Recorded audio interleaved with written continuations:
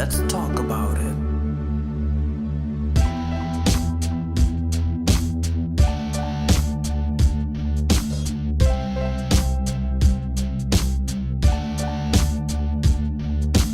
Real truth and power.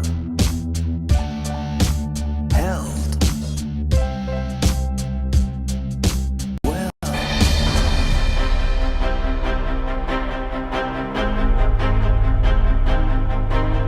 They wiped the archives, said I was divisive, said I was too loud. I've got one shot to bring real truth and power back, or the community loses its voice. It started as a podcast, just the mic, just truth. Then came the guests, doctors, entrepreneurs, revolutionaries. We laughed, we argued, we built something sacred. But the deeper we went, the more resistance hit. Algorithms buried us. Platforms ghosted us. Not because we lied, but because we told the truth. I was ready to walk away. Then, after practice, one of my players, 16 years old, pulls me aside. Dead serious, he goes, "Coach, that podcast, that was the first time I heard someone actually speaking to us." Then he smirks. "Also, you kind of went viral on my group chat. Don't let it die." That was it.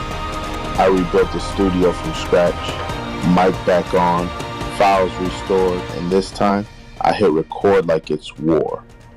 Real truth and power is back. Raw, necessary, unstoppable. New shows drop soon. Subscribe now. Share this.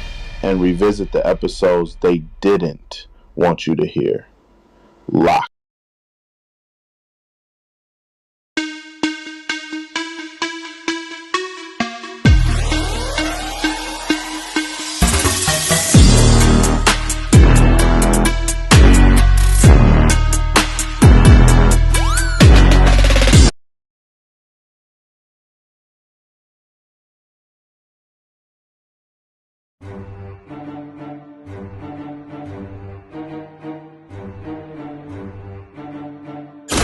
You are now tuned in to Real Truth and Power, the show that uplifts the community with health, wealth, and knowledge of self. Here's your host, Everett Winchester.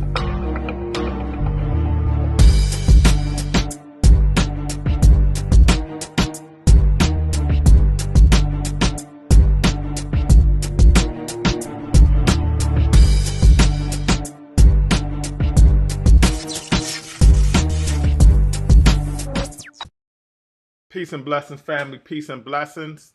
Got a different kind of show tonight.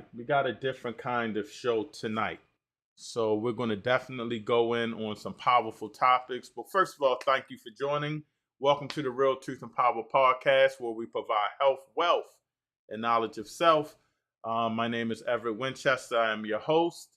This is a UNIA show. So thank you for joining in, and for all those you'll see about the UNIA throughout the show if you're unaware.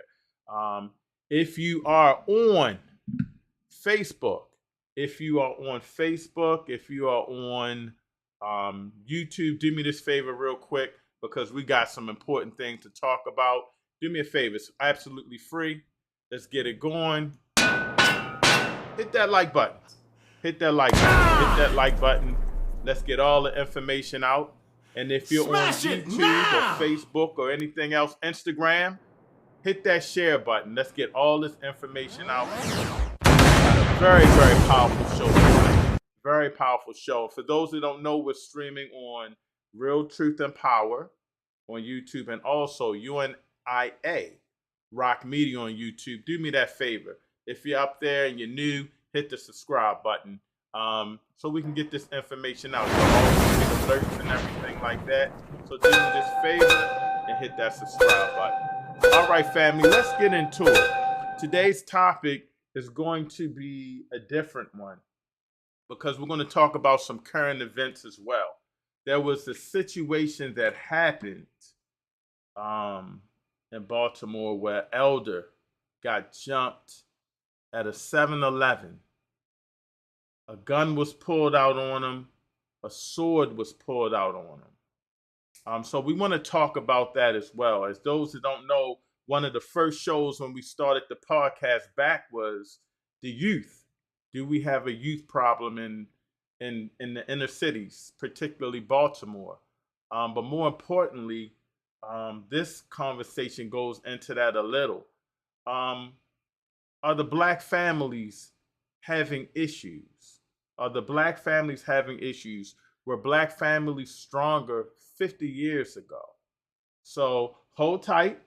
I'm going to play this real quick commercial, and then we're going to go on and show, and I'm going to show some video of the elder going at these young guys. So stay tight. Don't forget to hit that like button and check out this quick commercial. We're not even going to be long, family. Quick commercial. You think viral videos take days? Pixel's here to prove otherwise. No time. Everyone's watching. Your story has to pop. Every click counts. Every second spark a share. Boom! 100,000 views before lunch. But what if it still gets lost online? Not with Dynamic Media Legacy. Start your viral video now. Baltimore don't sleep. We move. Hands in the dirt. Feet on the block. Food in the streets. Knowledge to the youth. This ain't charity, this is power. The Universal Negro Improvement Association running the community like infrastructure. No permission, no waiting. Black self-reliance in real time. Legacy heavy, boots planted, all in the name of Marcus Garvey. UNIA Baltimore Division 106, Barker Clark. We working. All right, family, that is the UNIA Baltimore Division. You'll hear a lot about that as we go forward with a lot of the things that we're doing. Going to get this video together. So we're going to have, as we usually do, we're going to have multiple things to talk about. I'm going to show the video of the elder. Now, and I do know this elder. I'm not going to say his name. I didn't even know that was him. And then somebody reached out and told me, and we were talking about it at one of our meetings. So I do know the elder in this video. And so that's very alarming and it's very painful, but I'm not going to say his name. But I want everybody to know I do know this person personally, and he is a warrior. He's a soldier in the Pan-African community. I'm going to say this again. This brother I know is a soldier in the Pan-African community. And so before I show the video, get my thoughts together, the topic of tonight is the black family stronger, weaker, or simply different than it was 50 years ago? So we're going to discuss fatherhood. We're going to discuss motherhood, education, crime, violence, economics, mentorship, and so forth. Are we stronger? Are we weaker? What happened to the black family? And so we're going to talk about those things, but I really want to stop and talk about this video real quick. And again, for those, it's going to be a little alarming. This is in Baltimore City. This is going to be the street where our gala is going to be at. Our meeting place for the convention is not far from here. And again, I just found out that I know this brother, spent conversations with him. I've seen this elder walk the Marcus Garvey parade, and he walked side by side with us. So this is going to be very alarming, but we're going to talk about it. So I'm going to play this little clip, and this is what happened. And again, I do know the elder, so bear with me. Automatic rifle and sword was involved, and we have a warning. Again, a rifle was involved and a sword. I want everybody to know where this elder went at. It was early in the morning. I don't even think the store was open, but it's a drug spot. I frequently stop by this establishment during the day. It's across from a popular mall, probably the only black mall in Baltimore, called Mondawmin Mall. It's right across the street. I believe it's 4 in the morning, so I don't know why my brother was out there but let's go into it. Some may find the video in our story to be very disturbing. Police department need your help identifying these 6 individuals. Now, I want you guys to look. It looks like our good brother's just trying to go into the store. I think the doors are locked, and they rush up on him. I don't know what really happened. I don't know what's going on here, but you know, this is not the spot you want to be in at night. Maybe they tried to rob him. Maybe they tried to jack him. But again, this brother's over 70 years old. Video provided by police shows an armed robbery and assault in progress. It starts with someone sprinting toward a man police say is 74 years old. Now let's look at that again, family. Let's look at that again, because see how the young fella comes at him with the gun. Looks like a Tech 9 or something, but I could be wrong. Department need your help identifying these 6 individuals. The video provided by police shows an armed robbery and assault in progress. It starts with someone sprinting toward You can see him with the gun coming at the elder. a man police say is 74 years old.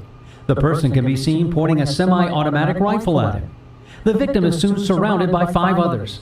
The victim used... Now, I don't know what's going on. And again, I do know this brother. I know him to be a serious soldier at his age. But it looks like he's ready to go to war with the young guys with the gun. So shout out to the elder. But I want everybody to know, man, if you can avoid conflict with these young guys, please avoid conflict. The guy has a gun. Again, we don't know the dialogue or what happened, what they were trying to do.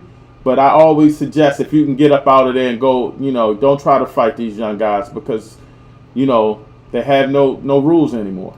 There's a crate to try and fend them off. When someone sneaks up behind him, knocking him to the ground, they all then start pounding and kicking him while he's on the pavement. We showed the video to convenience store customers. I see a lot of kids in that video. Senseless, very senseless. Police say one of the individuals carries and threatens the man with a sword. Now, not only does one brother have, sorry if you guys heard me twice. Not only does one brother have a gun, someone has a sword. This is crazy. But again, you go there during the day when the business is open. You go there at night. This is a drug stop. You know, this is frequently known for people coming in and buying drugs. So I really was concerned that he was there. And again, I do know the good brother. This happened around 3:46 a.m. on Liberty Heights. Police haven't said why the man showed up to the store, which was closed at the time. Workers say the store is open from 5 a.m. to 11 p.m. Detectives have not said who the car parked in front of the store belongs to, pounding and kicking him while he's on the pavement. We showed the video to convenience store customers. I see a lot of kids in that video. We're talking about senseless, very senseless. Police say one of the individuals carries and threatens the man with a sword. This happened around 3:46 a.m. on Liberty Heights. Police haven't said why the man showed up to the store, which was closed at the time. Workers say the store is open from 5 a.m. to 11 p.m. Detectives have not said who the car parked in front of the store belongs to. I mean, to me, they some cowards, to be honest with you. The 6 suspects appear to relentlessly taunt the man. They once again sneak up behind him and knock him to the ground. The victim continues to be punched and kicked while on the pavement. They need to see what's right, what's wrong. You get what I'm saying, bro? It's 4 o'clock in the morning. Y'all should be in the house getting ready to wake up for the next day. But instead, y'all here terrorizing the old people. According to police, the 74-year-old man suffered bruises and an injured hand. The police video does not show how the assault ended. The man was treated at a hospital. It's a tragedy that we don't have something stable for our youth to go. So, when we started off this week, my question was, what's going on with the black families? I'm not going to say that I was born in 1972. So I'm not going to say that we weren't wilding out, we weren't doing things that were not right. But this seems to be a problem. You know, so I'm really concerned about it. I think that, you know, we have to do a better job. So if anybody's on this, if this is alarming, please put it in the chat. If this is alarming, please put it in the chat. I mean, this is why I say I'm so blessed that we're having convention in Baltimore. This is in Baltimore, my hometown. And, you know, I know this brother. I found out that I know him. And it hurts, you know, because at one point you want to get out there and you want to go to war. And another point, you know, we're sitting back and we're blaming the parents and we're blaming the mayor and we're blaming the system. You know, but is there something that's going on with our families now that we've lost? And if you want to join in the conversation, please do so. I'm putting the link in the chat. Feel free to join the conversation. This is just sad. What has happened to our Black families? What has happened to our communities? And I got a serious question. While we're saying, are the families soft now? Is the parenting soft now? As opposed to when we were growing up. Another question is, are we soft? Are we soft because this has happened? What are the repercussions? Do we go out and protest and say this not right? Or eventually do we go down there and take the spot over and bust heads? What point are we at where we're depending on other people to deal with this? Go over some chats real quick. And again, the link is in the discussion. I mean, the link is in there if you want to join the discussion. What do you think is happening to our Black families? And what do you think about the elder fighting back? Third Assistant President General of the UNIA. Race first, Brother Asa. Race first. My good brother Torre. Seems surreal. Yes. Come on, join if you want. I put the link in the chat, good brother, if you're free. Yeah, this is terrible, man. And we have to, we got to stop saying it's the parenting. We got to figure out what we need to do as a community to deal with this. You know, that is the main thing. Brother Frank Malik, 2010. This is crazy. Yes, it is, good brother. If you want to come on, feel free. I put the link in the chat. I put the link in the chat one more time. But this is sad. This is an elder that's going to the store. This is an elder that's going to the store.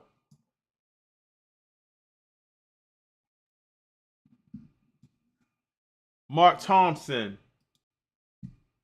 1, fatherless homes. Yes, good brother. Yes, fatherless homes. Feel free to join the conversation. Brother Malik, I see you right here. I'm going to put that link in again for you guys. And I'm going to bring you in, Brother Malik. Hold tight.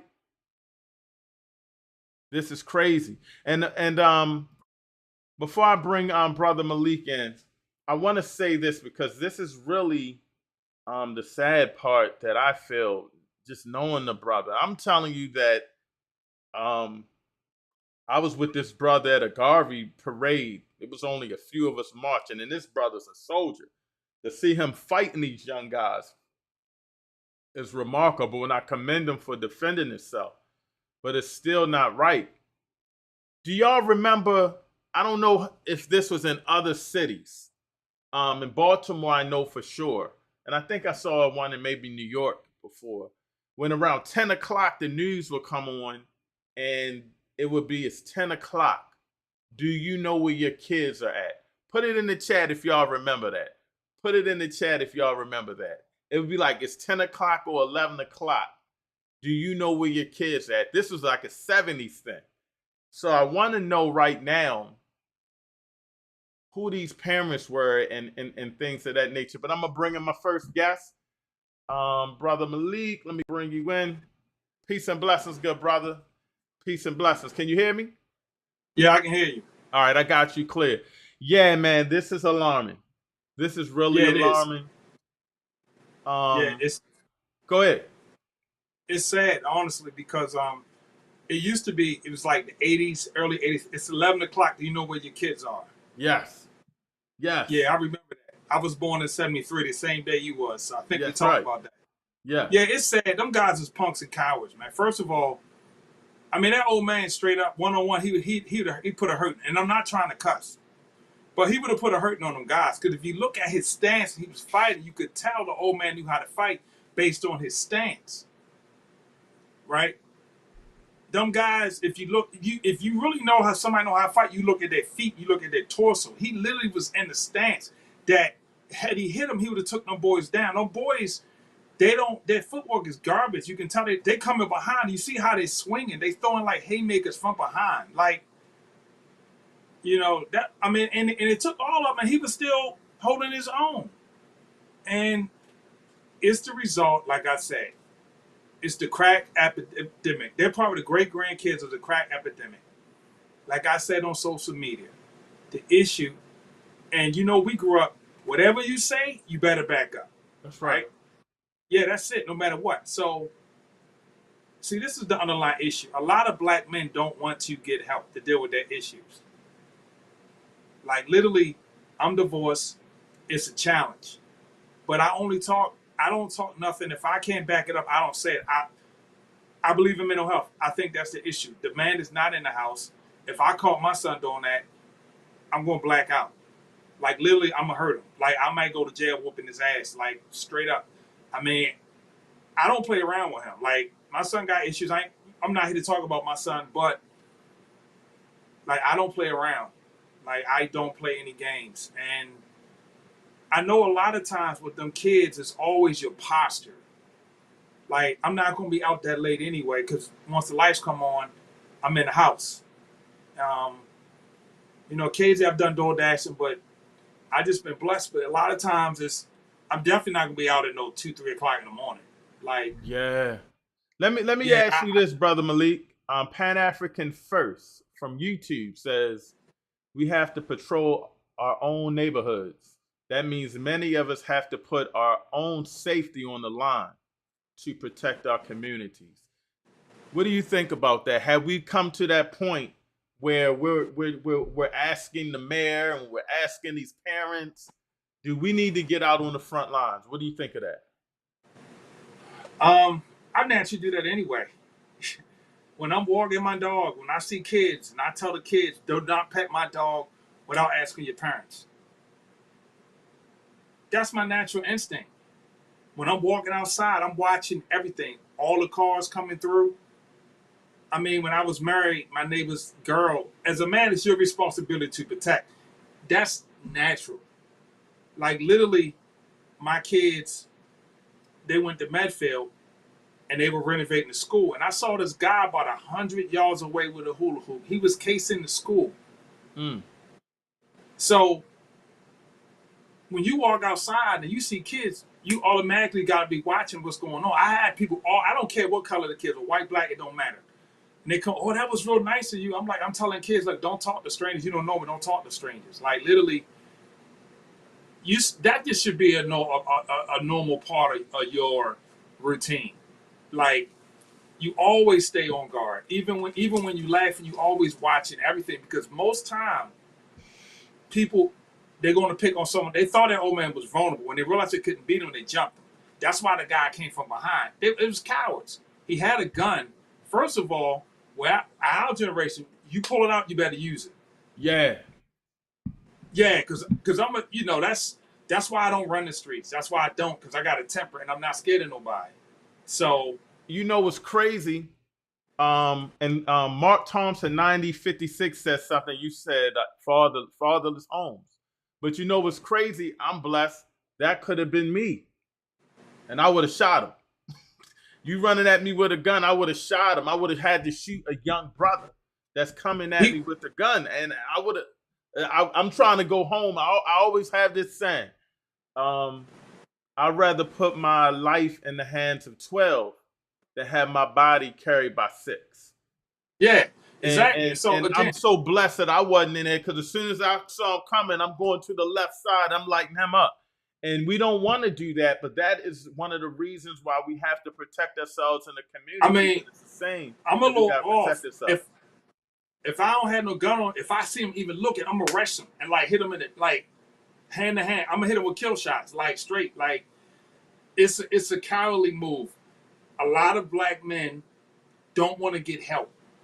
A lot of black men have been irresponsible, right? We can't blame the white man. We can't blame the mayor. It's those young men made a choice. There are opportunities here for you to get help. There's therapy. I know I take advantage of them.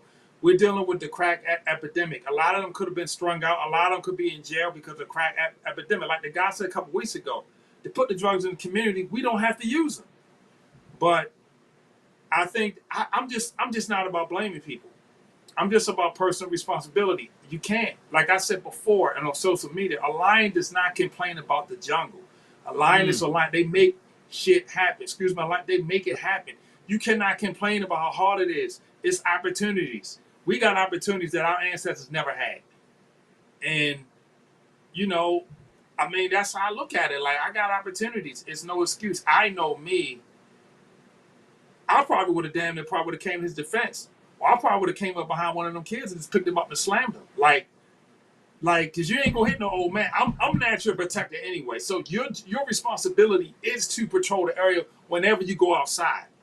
You always putting your life on the line, because if it's your day to go, it's your day to go. So now I think what the brother man was saying, you might want to get more organized in patrolling the area. But if you got kids out here, you're gonna watch them, make sure them kids are safe, no matter what race they are. They could be Asian, Latino, black, I don't care. I make sure the kids are safe. I tell them, do not pet the dog without asking your parents. Where are your parents? Well, so-and-so, don't pet the dog, because that's how kids get snatched. This is something you said that, and I want to go into this. I think that Brother Oster Bryan says, and you mentioned education at Medfield. Miseducation and diseducation. There's number one. Two, my grandfather walked 20 miles to work. My father walked 10 miles to work. I drive a Cadillac. My son drives a Benz. My grandson walks 20 miles to work. You know, so he's breaking that down a little bit. And number three, it's a drug area. Yes, I think that's something that is really alarming. And I really have to say that, you know, we have to. Again, I do know the elder. I haven't spoken to him. I've spoken to a couple of people that might have reached out and spoken to him. You have to be alert when you walk into Baltimore City. Exactly. Yeah, I mean, exactly. You know, I hate to say this in that way, but I would never go there at night. I don't even feel comfortable going there during the day. I go there and grab a couple of protein shakes, because it's action there. Even if the police are there, you know it's action there, and that's 7-Eleven. But you have to walk with your head on a swivel. This is Baltimore. So to be out and about, maybe he wanted to get something to drink or some munchies. Nah, you see it, you know, I don't want to say the N-word, but you know they call them the young ends. We're gonna say the young brothers. You see young brothers out there, and they knuckleheads. You got to think. You got to think. You got to really think of how this is playing out. You know, you have to really know your situation, and I'm not blaming him, because we should be able to walk in any situation, get something to drink in our community. As an elder, feel safe. He's 70 years old. They should be looking out for him. Hey, OG, the spot's closed. This or that. You know, and making sure he's good. And yeah, they don't have for that to be a drug spot, they making the spot hot, but that's just scary. I mean, first of all, it's stupid because it's a camera, and if it's a drug spot, what do you think they're gonna do? They're gonna have more cops patrolling. So then, when you out here dealing your drugs, you're gonna have to move to another location. They dumb. They don't have no code. Even they knuckleheads, like they straight knuckleheads. Their parents are probably strung out. Father probably in jail. Probably don't even know what their father is. And I mean, when are we gonna stop blaming? Whatever. When are we going to stop blaming the mayor? When are we going to start to take control of our own? I agree. I mean, like Marcus Garvey said, when he says, because I'm not going to agree with everything. I'm not always going to voice my opinion, because there's no point.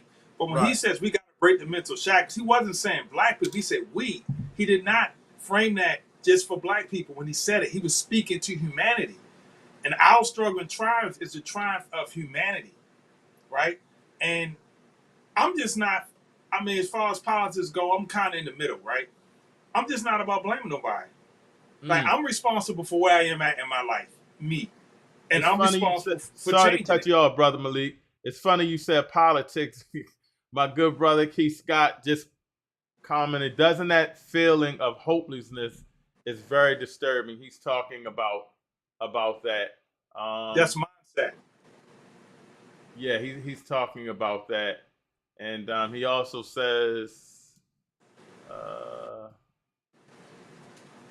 a people with no power blames each other. But see, it's all in the mindset.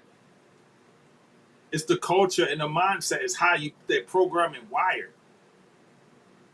Because I see it as opportunity because that's my mindset. I'm something I work on. That's about mental health is working on your mindset every single day. Right? And I think that, I was fortunate. I have a father. My father's still alive. I had strong men in my family. My stepfather had men. We didn't always see eye to eye, but he was a positive impact. He had issues, so I was fortunate. I grew up around strong men and strong women. Not everyone has that luxury. Right. Even to this day, I'm blessed because my family's still helping me because I have a good relationship. Not everyone has that. So, I'm aware of that and I'm not desensitized to it. But honestly, I'm saying what needs to be said, it's all in the mindset. It's like, I like to say, like, you ain't want to use the N-word. Well, that person that, the N-word, and I like that about you. That's a mindset. That's a slave mindset. But it's how we are programmed. We got to think about it as there's opportunities for you. If you keep saying there's no opportunity, it's not, then yeah, that's going to be your reality. But when you keep saying there's opportunities and then every day you got to work for it. So that situation is sad. It's sad. And is it partially, you can blame the mayor, you can, but it comes a point in time that, people have overcome some tough situations, and, those guys are responsible for their actions. They're going to be held accountable. And again, you don't know. They may not have parents. Their parents could have died. They could be living with their grandmother who's too old to take care of them. Like, you just don't know. And, that's just, it's sad in a way. And I feel like what hurt the black family is the crap. We grew up in the 80s where I remember before the crap, before the crack epidemic, where it was, you would get into a fight, you didn't have to worry about getting shot. Then around 85, 86, that's when it went crazy. Yeah. Like around, once 86 hit, that's when it just started. People started dropping like flies. And it was like, and so that's what I think it is. And I remember when in the 80s first hit, I remember when the 80s first hit, it was still kind of cool, but you have things like people getting the NBA shot for the NBA jackets. That's it might be a Baltimore thing. I don't know. Peace, Dr. Dog, peace and power. Race first, Dr. Dog. And then it was like, you would start the shootings and the drug things, but you knew if you weren't involved in that, you might get into something where you stepped on somebody's shoes or something, you'll hear something like that. But you just had to know how to move. But I couldn't imagine. You know how back in the day when somebody say you want to fight, they want to fight you, and you'll be looking at the clock like, this day is going so long. Like, you worried about the fight? I couldn't imagine now because there is no fighting. You'll be looking at the clock like, should I tell? The boys don't know how to fight. You can tell by their footwork. That was funny you said that. Yeah, he had that fight in him. Yeah, because he stood a certain way. He stood like one leg behind another. He was kind of moved around trying to size them all up, right? And you can tell like he was looking like he's gonna cock back and hit him. Them boys was one hit, they'd have been knocked out. And then the guy had a gun. I'm like, I'm glad he didn't shoot him. But I'm just like, that's alarming. Got one guy with a gun, one guy with a sword. And I wonder if his mindset was like, I'm an elder, I'm not looking for any trouble. Maybe they tried. Yeah, but he wasn't scared. He was ready to die. He was like, look, all right, I'm old. What I got to lose? The older you get, the less you care. That is true. That is true. But I always say that that's the alarming part is we should be protecting our elders. You Right, know, exactly. and I feel like we're waiting for we're waiting for a system to protect us, and I think I'm running out of. It's not designed to do that. So if it's Exactly. not I'm designed, running out of patience with that. You don't blame your it's not. politicians because you don't have the power to discipline them. That was Keith Scott. Come on in, brother Keith, because we saying it's past the politicians. That's what we saying. So if you want to join us, feel free. Go ahead, brother Malik. Yeah, it's not set to do that. The system is, if it's not set, then you have to, as far as patrolling the neighborhood, you should be walking outside watching everything anyway. That's standard operating procedures, right? You know, once you understand it, you have to figure out how to get it to work to your advantage. Like, you know, when my kids don't want in the ball, I understand the system. You work it to your advantage, but you know its limitations, right? And you know, I try to set realistic expectations for everything. I mean, I'm you know, I'm not blaming nobody. I like they say a lion mentality. You don't blame nobody. A lion is not gonna complain and say it's hard to go hunting. Well, hell, if I'm gonna go hunt, I'd rather die trying to hunt than die of starvation. Like, you know, it's you. What are you gonna do to punish the politicians? You just, you know, it's enough people don't vote. First of all, so if enough people are not voting, what can you do? The system is not designed, right? So people don't vote. Why don't they vote? It's their personal choice. I vote, and I'm not going to get too deep into it. I'm not going to debate it because what's the point of debating? It's a bunch of hot air. You know, like I said, and I'm going to say it again, it's all about mental health. People don't want to get help. It's real simple. Pan African First says, I see you in the green room, brother Kev. I get you in a minute. I agree that mindset plays a role.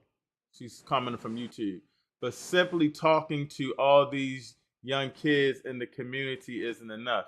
We've been trying that approach for decades, and the problem still persists. Pan-African First, what do you think we need to do? What's the first step to dealing with this? I'd love to see your comment on that. What do you think about that, Brother Malik, with that person saying?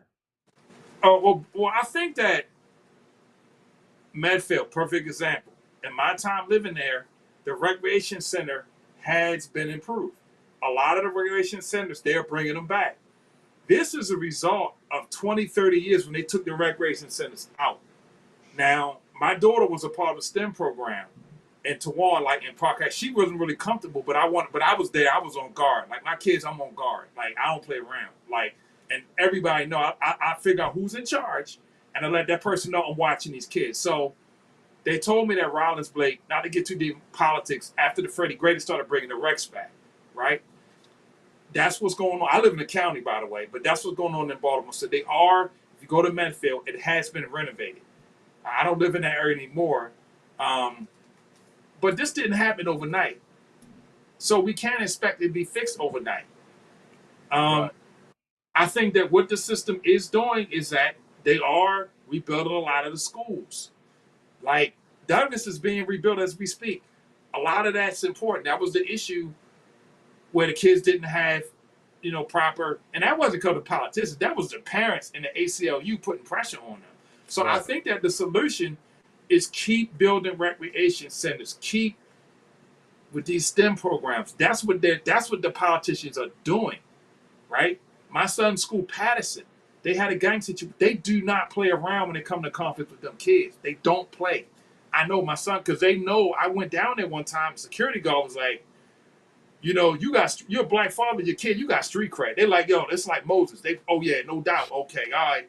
Like, right. They like, okay, yeah. Because I'm like, my son, no, I'm a little off. I go down there and I do a goofy dance in the hallway and won't care. And so if you look at the bad, you got to look at the good. They got to keep doing what they're doing, keep upgrading the recreation centers. That's the result of 20, 30 years, 3 generations since the 80s. Because when we was growing up, guess what? They had recreation centers. They did. BNB, all that, they did. Let me ask you this before I let you go, Brother Malik. Let me ask you this. Yeah.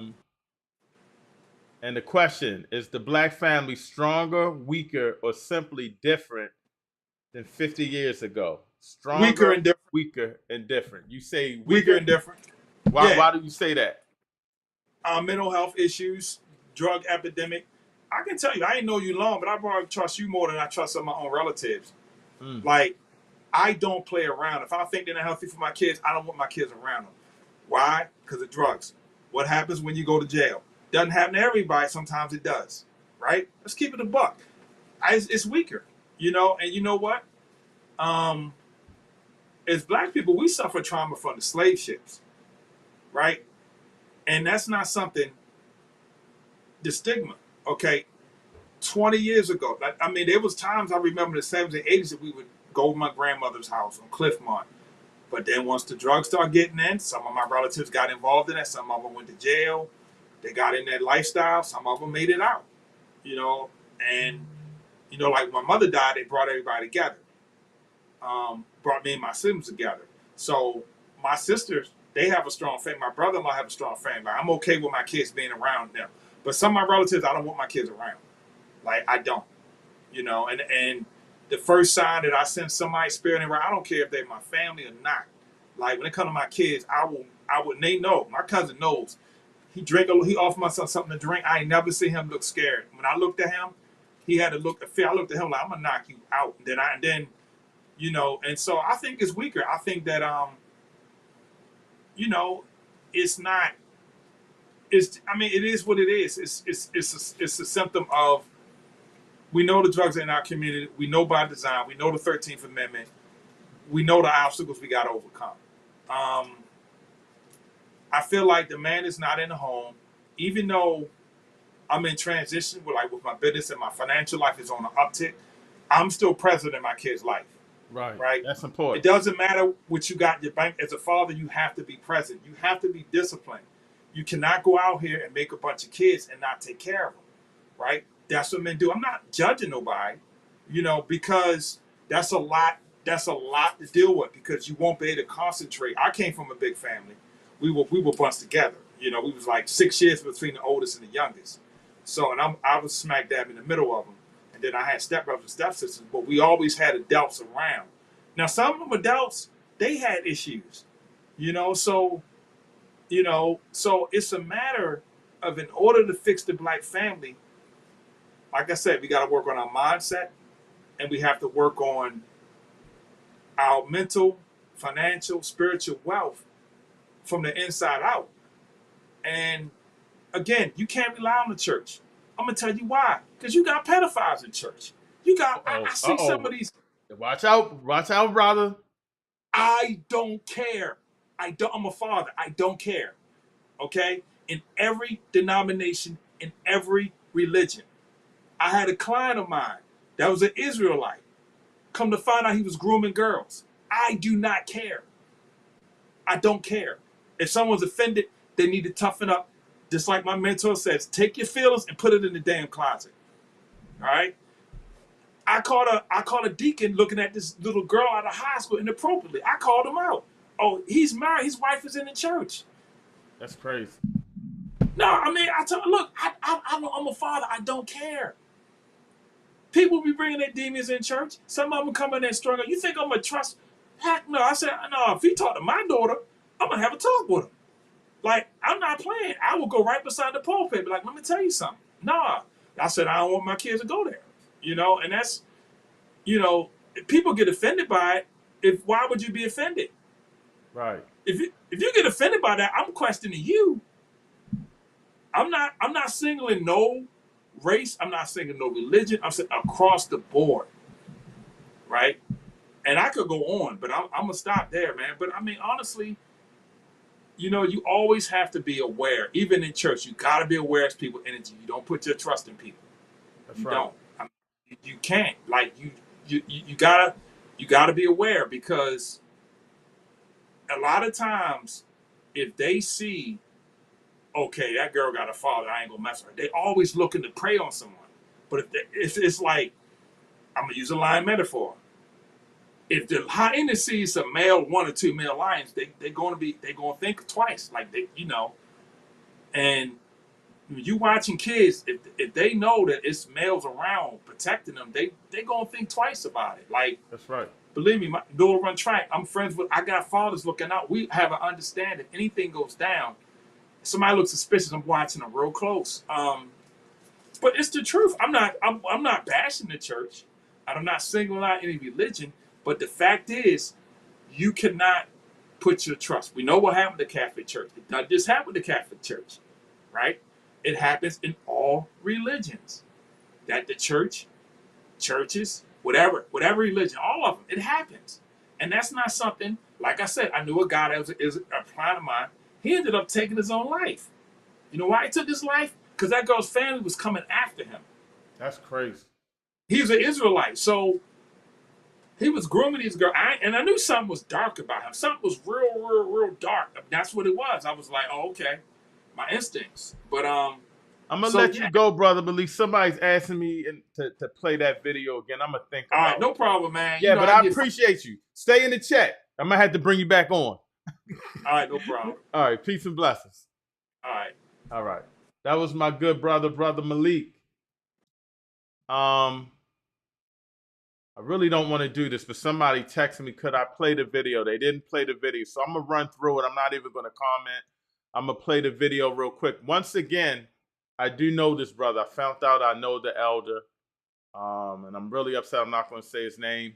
And tonight's topic is what's going on with the black families. Are we stronger than we were 50 years ago, softer, what have you? But this came up, and we talked about young guys at a drug spot, etc. So I'm going to play this one more time. This is going to be the last time, though, because I don't want to continue to play it. Automatic rifle and sword was involved, and we have a warning.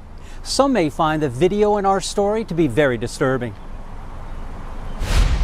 Police department need your help identifying these 6 individuals. The video provided by police shows an armed robbery and assault in progress.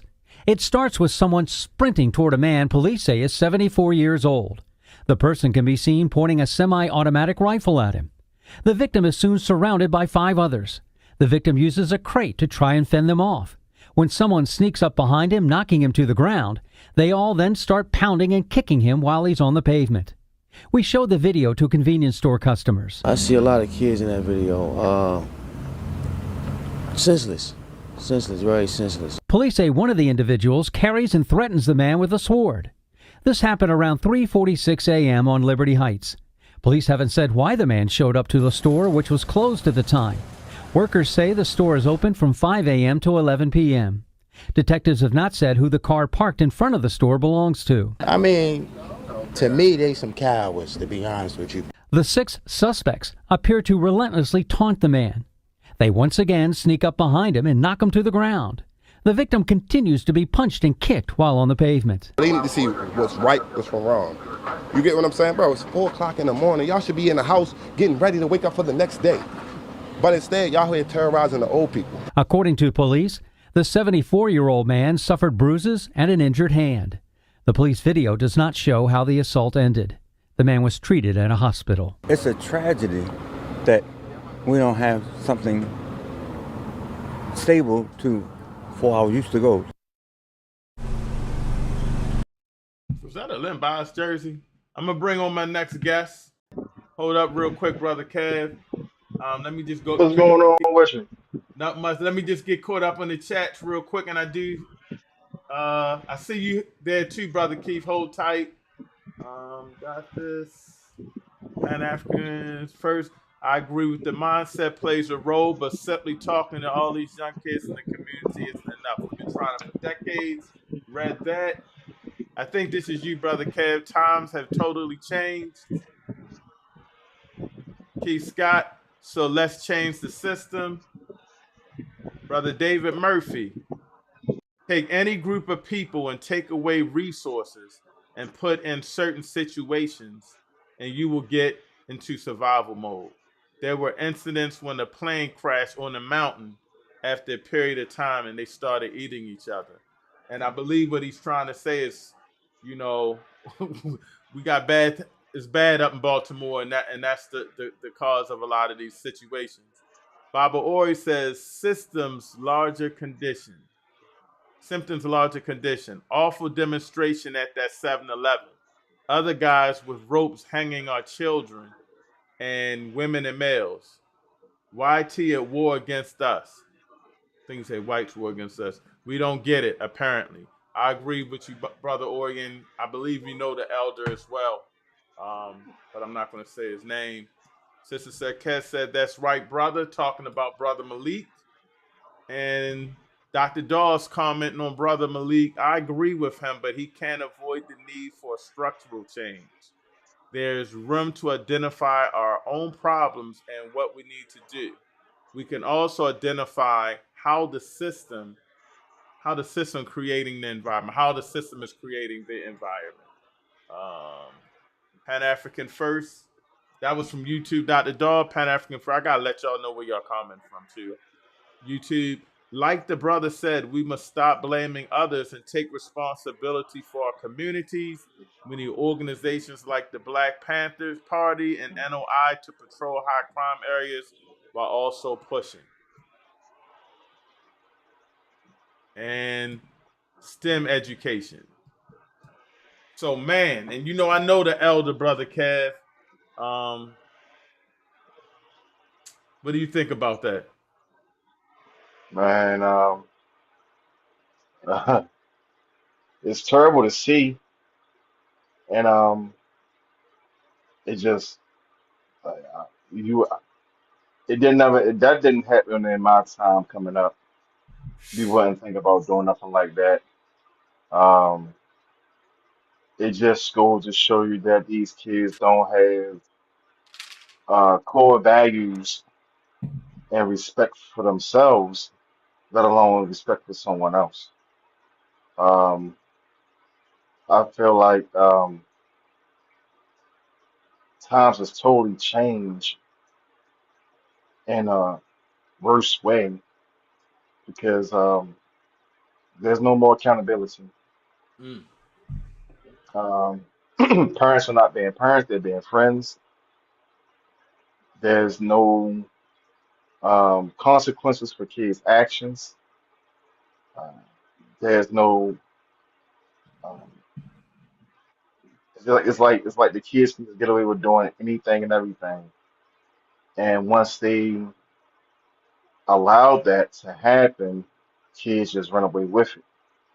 I think there has to be certain things in place as far as consequences, so kids can understand that you do wrong, you have to pay the piper. You have to take consequences um, for your actions. Um, growing up, we wouldn't have thought to do nothing like that. We was just too busy having a childhood, you know, want to play outside, want to play all the sports we can play, just being outside. How old are We you, did a brother little, Kev? 48. So do you remember that when the news came on, it'd be like it's 10 o'clock, it's 11 o'clock. Do you know where your kids are at? Do you remember saying that? You see, Yeah, and this is 4 in the morning. This 4 in is the 4 in morning. the morning. Even if you're 16 or 17, at some point, and how old are your boys? 24, 23, 17, 24, 17, what is it? 23. 23. And my son is, I guess, 28 now. Sorry, Jawana, I messed your age up a little bit. But I wonder where he's at all times. Even he lives in Florida now. I wonder where he's at all times. Because I'm worried about him. Right. If he's in Baltimore, I would really be worried more, and I'll be like, "Yo, where you at?" Or I always want to know where my kids are at. So I can't understand a parent not wanting, not They don't wanting. have they don't have control over their kids. Parents don't have control over themselves, let alone their kids. the kids are telling the parents what they is and ain't going to do. You know what I mean? It started at a very young age when the parent asks the child, "What do you want for dinner?" That never happened in my household. What's for dinner's on that plate. If you gonna sit there and Yeah. eat it, you know those type of things, and it grows with that child. And I think um, growing up, growing up as a kid, we had consequences, we had chores, we had obligations, we had to do things. Saturday morning in my mom's and father's household, if chores wasn't done by a certain time and done correctly, you could kiss outside goodbye. You couldn't go outside. If those things wasn't done in a timely fashion and done correctly, and they come and check, oh, you might as well say outside see you next weekend because you wasn't going outside this weekend because you didn't do what you were supposed to do. Those things doesn't happen anymore. You know, I heard the gentleman say about resources. It is resources out here for kids. The rec centers are open. It's just that, they don't want to go to rec centers because they have standards, is what you can and can't do. Someone's telling you, oh no, you can't do this, you can't do that. It's rules, regulations, and the kids don't want to listen. I was at the rec center for years. Had a program at the rec center for years. Um, when I was at the rec center, we went from at least about having like 20 kids in there to 100 kids in there a night because I made it very engaging.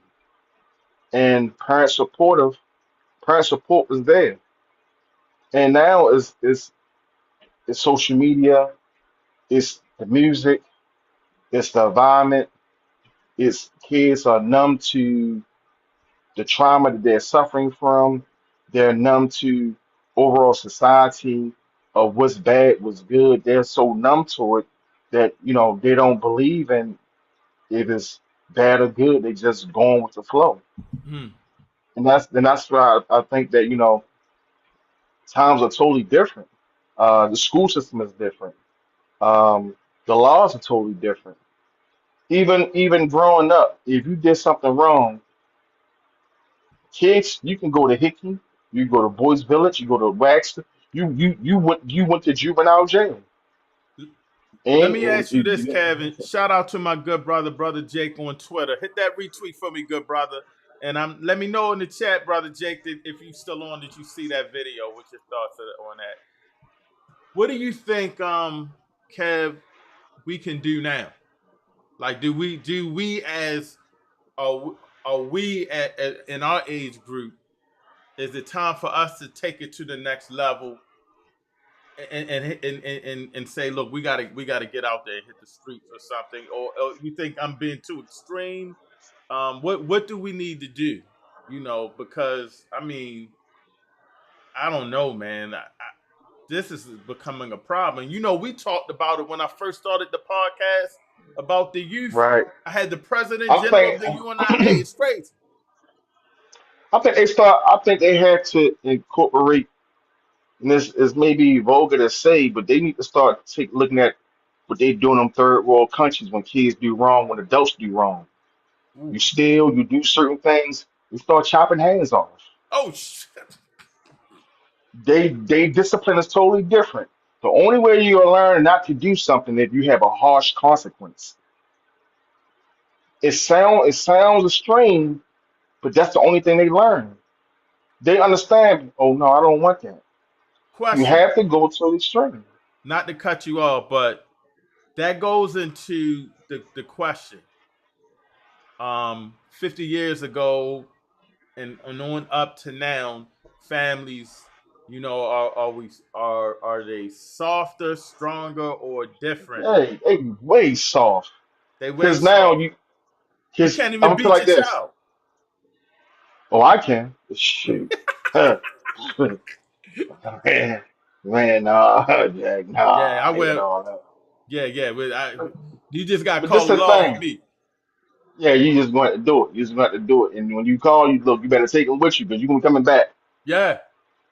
Now, this the thing. All right, it's always been babies raising babies. The thing that changed is the morals behind it. You always had baby raising babies, baby boomers. You always had that, but you had morals and values.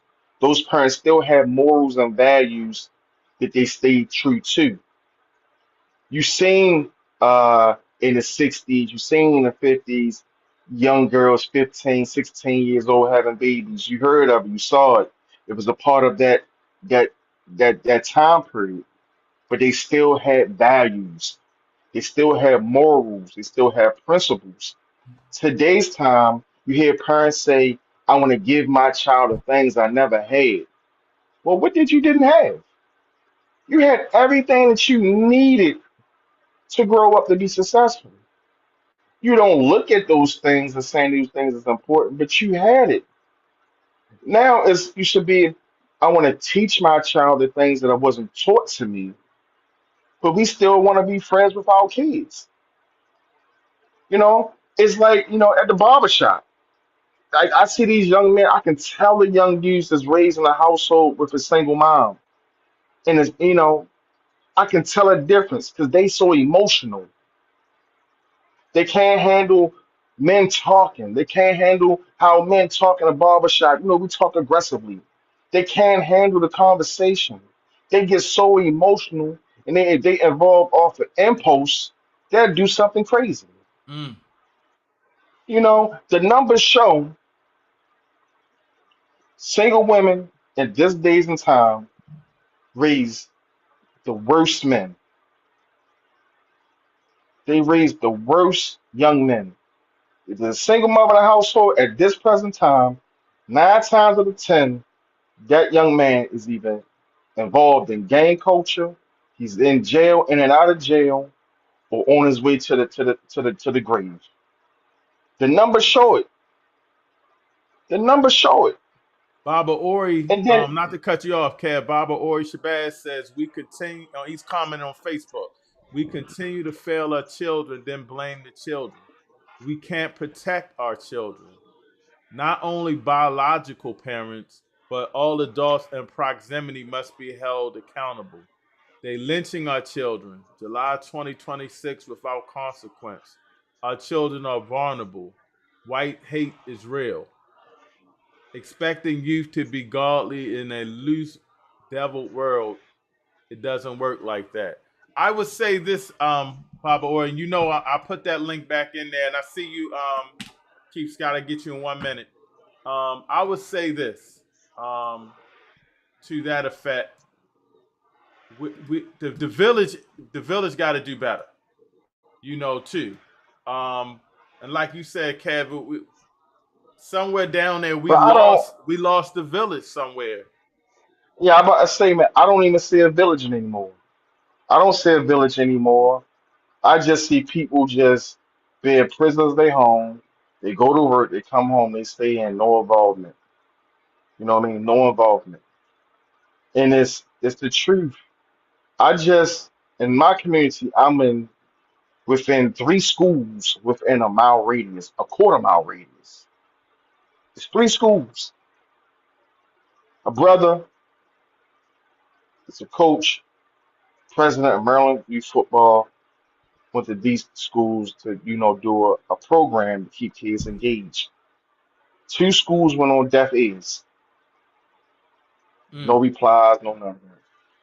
So now he got the program down at St. Clair Lane Elementary. It's called Empower Us, keeping kids engaged, discipline, structure, and he's grown a program.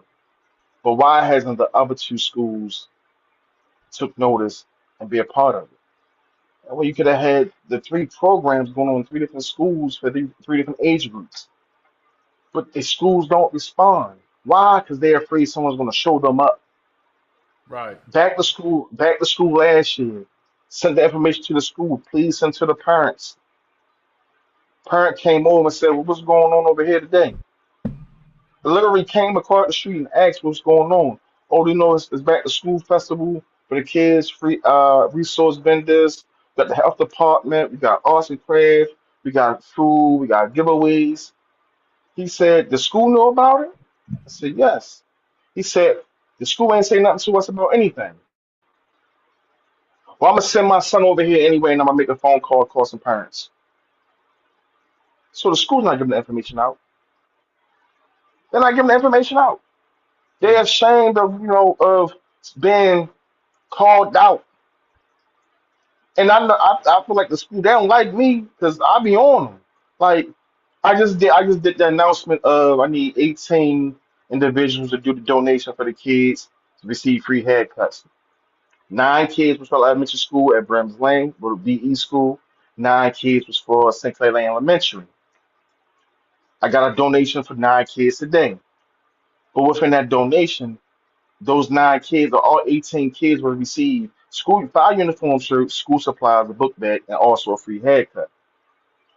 But when you go to these schools and you say, well, make it be known to the parents that all summer long, this the second month, I did free haircuts every Sunday for kids. Not one child from that school down the street has attended. Why? This is 50 years ago, you'd have had a whole line of kids outside waiting to get a haircut for free. No doubt. Shoot. You think they'd be lined up now because haircuts way more expensive. I cut my own hair. Wednesdays are $9 haircuts for kids. $9 all day long. Parents walk right past and pay it no mind. And I say, well, you rather pay $25 than $9? So it goes to tell me the parents don't even care. Mm. You don't care for your son. Agreement is a part of confidence. You have the confidence you can establish and you can do a lot more stuff when you have confidence in you. Someone telling you look nice, you look good, you're presentable, it builds confidence. But the parents walk right past, don't even acknowledge it. You talk about sign your kid up for a haircut for Sunday for free, and you don't take advantage of it. But then you're asking what's wrong with the kids. No, what's wrong with the parents? Why? Because the parent has to be able to come and sit with that child to receive the haircut. They have to meet the qualifications of washing your kid's hair, showing up on time, and being here to be present for your kid to have a haircut. They just want to send a kid and just be okay. I send the kid back home and tell him go get his mother. The parent doesn't even come back. It's not the kids, it's the parents. There's a lot of kids out here who want discipline, who want structure, who want the love. They want to be talked to with kindness. They want to be shown something different. But if the parent in a household is not showing them anything, then what they going to do? They're going to go outside and connect with any and everybody who say they love them to show them some stupid stuff. Because they feel accepted, they're going to do it. You And that's said what they out here something there, doing. Brother Cab, not to cut you off, but I see this by coaching football and basketball. Um, Before you would see a lot of the parents as out there, supporting that child. You want to watch your child in practice and see them. Now you don't see a lot of parents, and as they get older, Right. no parents. I think one of the things is that you find out with coaching is that a lot of times we're picking up a whole bunch of kids. Like It you're becomes a asking. daycare. Yeah, it's a daycare. It's a daycare. It's not. It's people aren't invested in in the child like they should be, and and it's okay.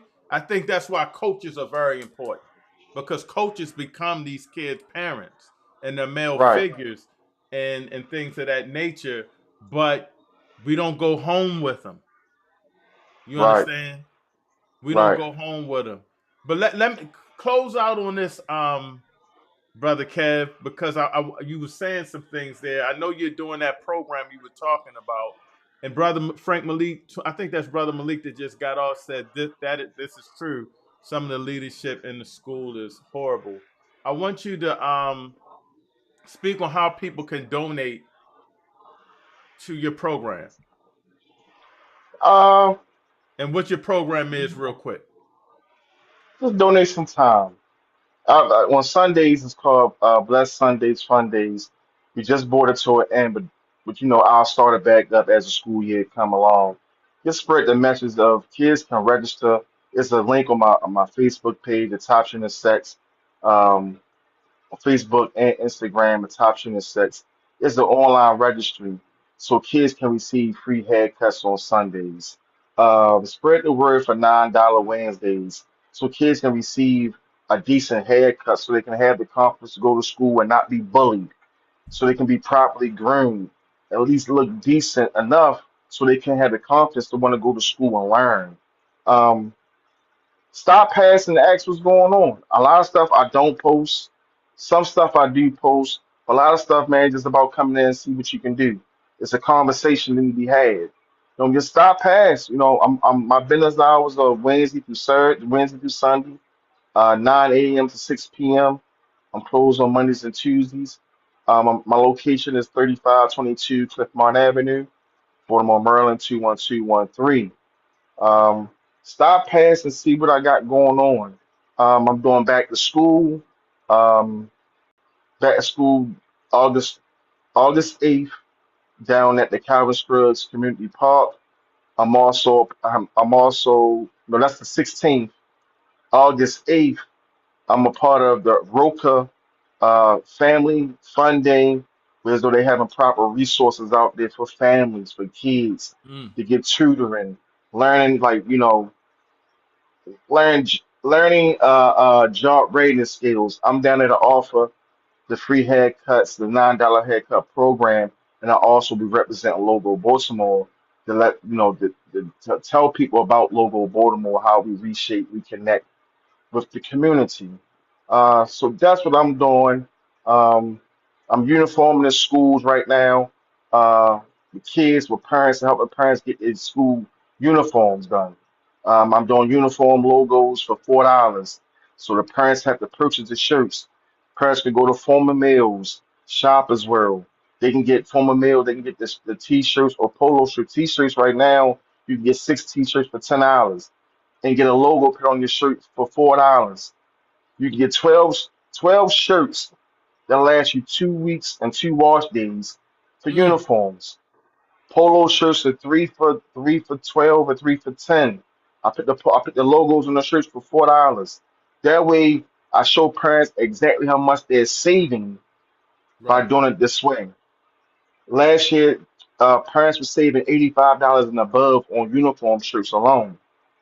So they're taking that $85 and doing else things with buying the school supplies their kids need. So that's what I'm doing. Just helping parents as much as I can, helping the kids progress, be heard, let them they have a voice, let them know that I care. I was a kid once. I didn't know I was poor until I came an adult. No doubt. I did not know I was poor until I became an adult because I was a kid. I had fun. I did not know I was poor until I turned like 21, 22, and I said, "Oh, I'm poor." I didn't know. I didn't know. I was at the rec center every day. I didn't know. I went home and I had play clothes, so I didn't know nothing about I was poor. Everybody looked the same. I'll switch that note. I didn't know how bad I had it until I had to live with my father. That was a whole different experience. But Right, right, right, right, right, right. I appreciate you, brother Kev. Drop your number real quick before you roll out, just in case somebody want to contact you. Because I'm gonna clip this up. 443-512-7815. My man, I appreciate you, Kev. No problem. All right, I'll talk to you soon. All right. That was my good brother Kev. Brother Keith. Oh Lord. Don't come in here tripping, brother. I'm about to bring you in. Let me get caught up in the chat, brother Keith. Sister Tanya, Sister Saket says, I also put into teach meditation in a few schools with a formal proposal, no responses. That's crazy because meditation is a key. And you do y'all. For those that don't know, we have a youth program. Sister Sarkat is one of our Black Cross Nurses, they did a phenomenal program when they had the sound bowls with meditation. And she did a great presentation to the young kids about Ma'at. And so this is why we have to do our own schools and get our own stuff in there that cater to our kids, and meditation and those type of things are good. We need those kind of programs. Marcella Beretta commenting on YouTube. Good evening. Good evening. She says, Black primary care physician only. No Eurasian doctors. Switch grandparents and grandchildren. I'm not sure where you mean with that. Black excellence is Black primary care. Good night. I think she's talking about making sure we get our house in order. Brother Ori, oh goodness. Hold up, let me make this small. He says, I'm not disagreeing with our guests, but they enumerating symptoms of a much larger disease, the disease of imperialism, bigotry, racism, white hate. Nolan X. Wells had a younger brother and parents that loved him. By all reported accounts, a good young man. Imagine the destruction this family has to experience. Remember Trayvon Martin, Sandra Bland. Neanderthals ain't playing in 2026. Yes, this is true. I agree with you there, Baba Ori. We have to understand that the system and everything like that is creating these conditions.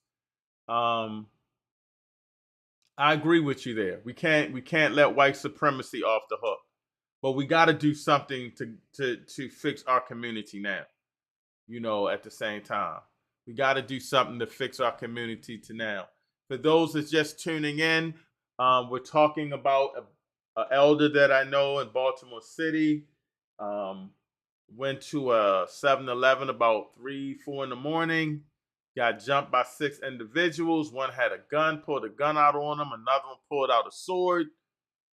This is a known drug spot as well. The 7-Eleven closed. And again, I just found out I know the brother. And so it's definitely alarming. And we're also talking about Black families, which is very important. You know, what happened from 50 years ago to now? You know, are the families stronger? Are they weaker? Are they different? You know, so I'm going to bring in my next guest in 1 minute, but I got to pay the bills. So let's hit this quick commercial, and Keith Scott, get ready.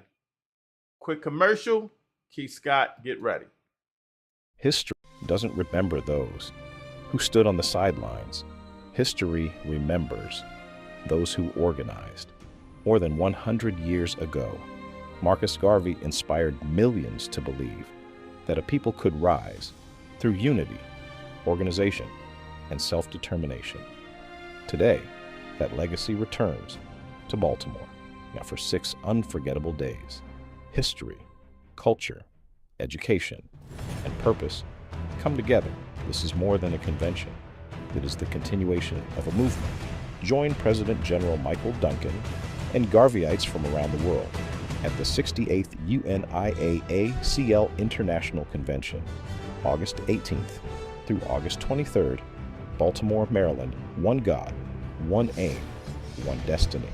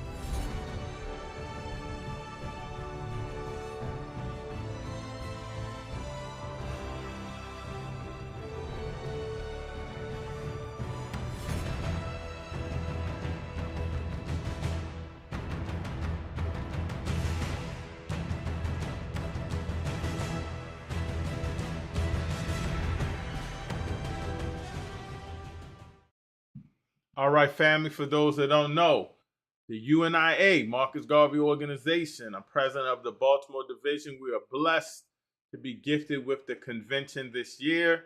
You're going to see delegates from all over coming to vote on things and speak on what they're doing all over. And then we're going to be having events at night. Those events are free, so you'll get to meet people from Marcus Garvey's organization, like myself, from all over, from Chicago to New York, Island of Curacao, Detroit will be in the house, LA will be in the house. So this is going to be phenomenal. You'll see us do the flag ritual as we do a flag ceremony at all of our events. So we have a meet and greet at Terra Cafe, owned by good brother Terrence. I'm gonna try to bring him on, and all of the people that are on that are hosting. We'll try to bring them on maybe next Friday, but we'll be at Terra Cafe that Tuesday. That Wednesday, we'll be showing 2 documentaries. The first documentary is some of the work that we've been doing in Baltimore. So you'll hopefully see our food giveaway. You'll see our agriculture coordinator's garden, which she has the chickens and the 2 beehives and a little pond and at our place. You'll see, the work that we're doing in the community and people. You'll see us going hiking. We do our hiking. You'll get to see video of that. We go hiking every Sunday or every other Sunday. And so you'll get to feel the power of what we're doing in Baltimore. And if you're at some of these events, you probably will be in the documentary. So we're still filming that. We're about to be wrapping up soon. That Thursday, we'll be at Next Phase Cafe. We'll be having our good brother that's now in Vegas, but represents Chicago, the conscious rapper, Brother Abdullah. We'll have a good brother from our social club, Brother Nate, performing. I got to reach out to K Love, sister in Baltimore from Chicago. She'll be doing some poetry. We have a couple of poets there, and you're going to hear some powerful UNIA members speak. The President General, the 10th successor to Marcus Garvey, 11th President General will be in Baltimore speaking. And going back to Wednesday, we'll be showing our Faka Rock. For those that didn't miss it, the Black-owned grocery store that the UNIA has, we're trying to bring it to Baltimore. So you know how we feel about the food deserts and everything, and having a Black grocery store. We need to get y'all in and here, and so you can talk to the person that started it, the President General Michael Duncan. And that Friday is on and popping. If you have seen or been to TNAT for Dr. Dawes panel discussions, they are off the chain. They're powerful. We'll be at TNAT on Friday. We're going to have some powerful people from the UNIA and others speaking, hosted by Dr. Daw. And that's going to be really powerful. And Saturday, we're going to be doing a tour of Baltimore. And Saturday night, the gala. So you really want to be there. We get providing some organizations, our social club, Black Men Unifying Black Men, with some awards. We're giving a powerful Sister Eartha an award, Brother Bill Gooden and Brother Mike Johnson awards, and some surprises as well. And you'll see some people in the UNIA get awards. This is just going to be powerful. You'll get to meet people. And if you know how we do in the UNIA galas that we're doing convention, we're going to get the groove on. I'll be hitting my 2-step. I'll be getting it in. So I'm going to bring on our next guest, Brother Keith. How you doing today? You ain't been sipping, have you, brother? Oh, no, I'm just sitting here. Listen, I was just listening. So, So before, hold up real quick. Let me get caught up on the chat. I'm doing good. Hold up, Brother Keith. I'm doing good. Brother Ori says, Black family status, the same as it was 50 years ago, 100 years ago, 150 years ago, right outside chattel slavery. Okay?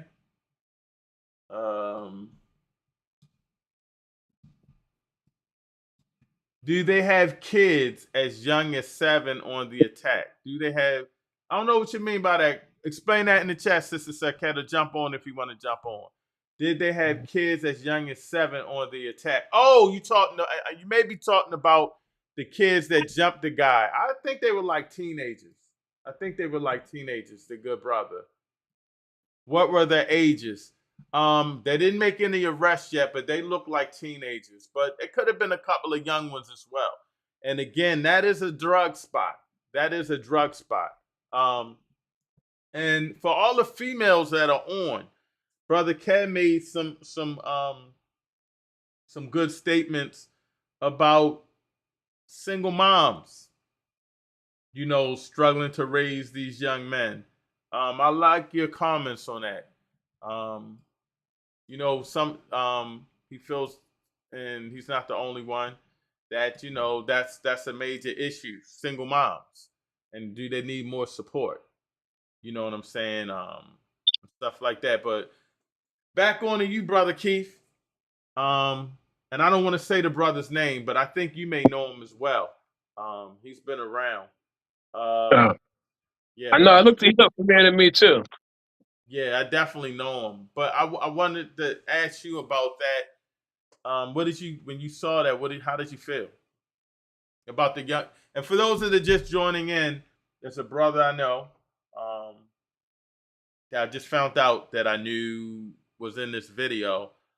He's over 70, a good soldier, and he got jumped at a 7-Eleven about 3:34 in the morning. Got a gun pulled out on him, got a sword pulled out on him, got jumped, but he fought. He defended himself and was able to live to see another day. But it was just scary and just upset and frustrating. But what did you think about that video, Brother Keith? And Helpless. Helpless? I felt helpless. It's nothing that I can do. It's nothing anybody can do. Okay, it's not like, okay, we here sitting, and the fact that if your child lived to be past 15, that's a win in Baltimore City. If your child, don't go to jail, that's a win in Baltimore City. We expect to raise angels when we was put in hell. We think that we could produce angels in hell. Conditions that we have no control of has been thrust upon us for the last 50 years. But we look at that hopelessness every year, but we don't have the power to blame who's responsible for we turn on ourselves. We say, oh, we got this bad parent. No, I would say, I want to see a bad parent. Will Smith. He got all the money on the world, and his kids is crap. Now that's a bad parent. Why are you going to Will Smith? Okay, look at his children. His children aren't hold up though. His children aren't committing any crimes. They might just be weird. That's bad parenting. That is totally bad parenting. Okay, look at your kids. So let me hold on, brother. I gotta slow you down, brother. Mm-hmm. So for a kid that's weird or eccentric that lives a different life, you think that's bad parenting over a kid that's out at 3 in the morning beating up a 70-year-old? That's totally two different things. I'm saying you living in the conditions that most black people are forced to live in. Okay, this is nothing new. This is kind of pretty much the norm in Baltimore City. Now, was it the norm? Was it the norm in the 70s? No, it wasn't. Well, what happened? Okay, back in the 70s, we fought. It was not the thing off my shoulder, and we start fighting. Cross that line, and we can start fighting. Okay, that's what it was when I was young. The last 50 years, I was there the last 50 years. Okay, things is getting worse. I could break down to you how did the black family was destroyed. I could break down you year by year how this happened. You break it down, okay? Brother. Now we got to understand that the person that's intact by the system is black men, because we know If there's a black man in the house, he's going to raise his men, raise his boys to be men. So the system decided to remove the black man from the family function by simple fact, destroying unions. My father was a union man, but when they broke the unions and started bringing these other people in that work for less money, it destroyed that union. Then, since the man can't get a job, they put the sisters on welfare under the stipulation that the man got to be out of the household. That's the start of destruction of the black family. But we are okay. Now you got a generation after generation of the same thing. Okay, drugs coming into the neighborhood. I wouldn't say bring into our community because we don't own any communities. We don't own no mules to bring drugs in. The government, the system, brought this stuff in here to destroy black people. But this is the conditions that we forced to live in. Then the other brothers. Oh, you can't blame the white man because the black man got to pull us up by the bootstrap, but he don't got no boots. Come on. Everybody knows the system has to be changed. The systematic living we have to live in was not our construction. But like I said, people with no power blames each other. Hold up, brother Keith. Sister Tanya said, "What about the metaphysical pendulum?" The argument is they were as cruel as can be to our people. They used to eat our babies, and people still coming up hung. Is this a pendulum swing? And then she said, be specific, a 70-year-old white man. I'm not sure what you mean by that, but I know the brother. It's a brother. I know who he is. He's a black man. He's a 7-year-old black man. A lot of people were thinking that he was white. He's fair skinned, but he's a brother. He's a soldier. I've walked with him in the Marcus Garvey parades for him and Baba Duggar holding us banners. I was just with him at an event. I think it was one of the events I spoke at, I believe. We were all outside having a community. There was a couple of UNI brothers, Dr. Dog. I know the brother. A good, strong soldier. So he's definitely a brother, if that's what you mean. He's a 70-year-old brother. Yeah, you're flowing, brother Keith. You lost me on the Will Smith, but we'll move on that one, brother. Well, we talking about bad parenting. Okay, the family. Okay, I'm like, okay, people who have children that graduated from college and living that good life, you are very lucky. That's the luck. Okay, to achieve in spite of the system, that's very rare. Okay, so pat yourself on the back because you lucked out. But it's a whole lot of these brothers and sisters that's not lucky. It's not lucky. It's caught in the system, and the fact that if you have the capability of taking your child and moving out, most black people are doing that. This is why the black population is going down in Baltimore City because of you have the three options. You can leave, you can stay and die, and go to jail. So we people with no power, we attack each other. That's the first. We turn on each other. We say, oh, if that person would have been a good parent, that kid wouldn't be out there. Okay, it's like this. You could teach your kid the best manners, but they can't use those best manners in these streets. The streets, the environment that these kids now have to live in is terrible. It's terrible. Hold your thought real quick. Sister Sarkis says they still don't think that we should get reparations. That's a metaphysical pardon or a step towards redemption. They don't want to work with us. We at war. They're suffering right now along with us.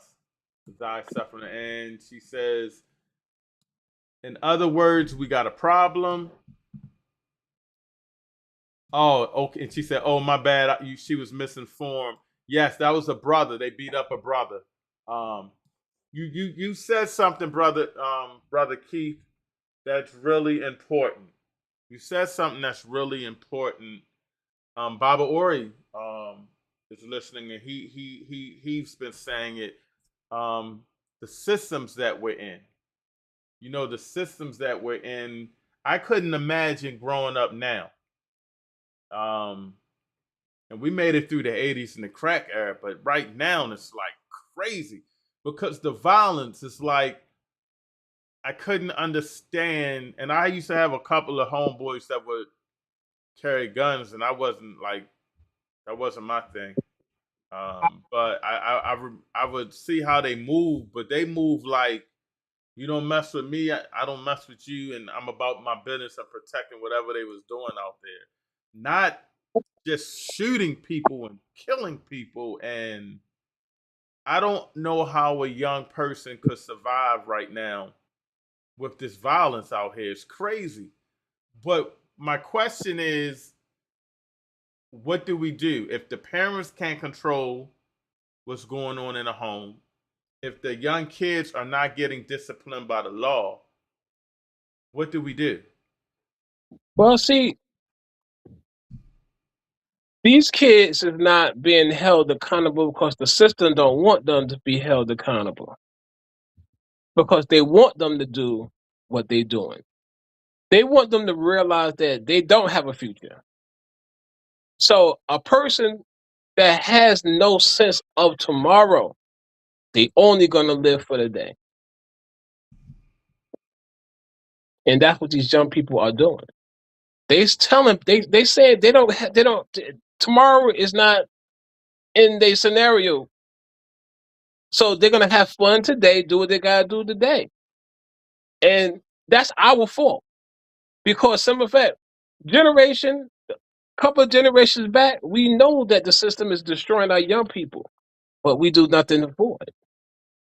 We go to the polls, we vote these same people in office, knowing that the schools they don't have heat, the schools they don't have air conditioning, but we do the same thing. We do that same thing and expect that person gonna do something different.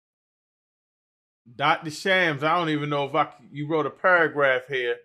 I'll try to get it in. I don't even know if I could do it. Hold up. Sorry about that, brother Keith. That's all right. I'm gonna read it. He says he wrote a lot. Black people, state of emergency. Afro descendants, the plaintiffs, and he shared a link. Being that our rights are being violated worldwide, the Afro descendant is proposed to stop taxation of our Afro descendant people and oppress others if possible. We are being denied human rights, reparations, and the only U.S. representation is violating us, misleading us as a people to continue oppressing us.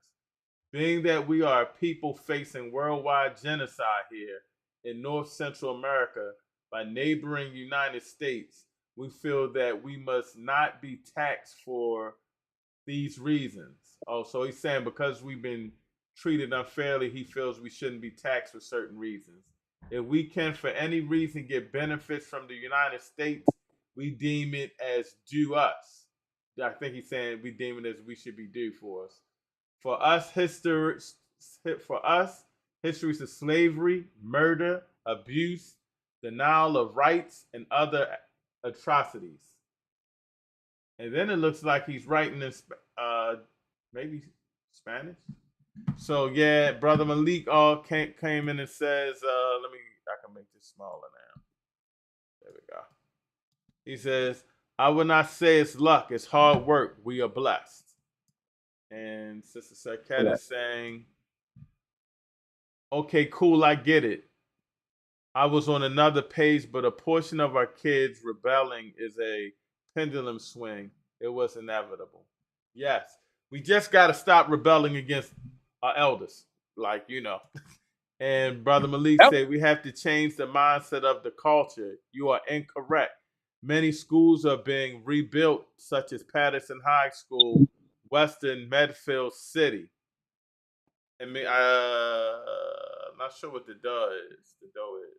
So what you got to say about that? He's saying that, I do agree we have to change the culture, but he's saying that you're incorrect about the schools. Many of the schools are being rebuilt.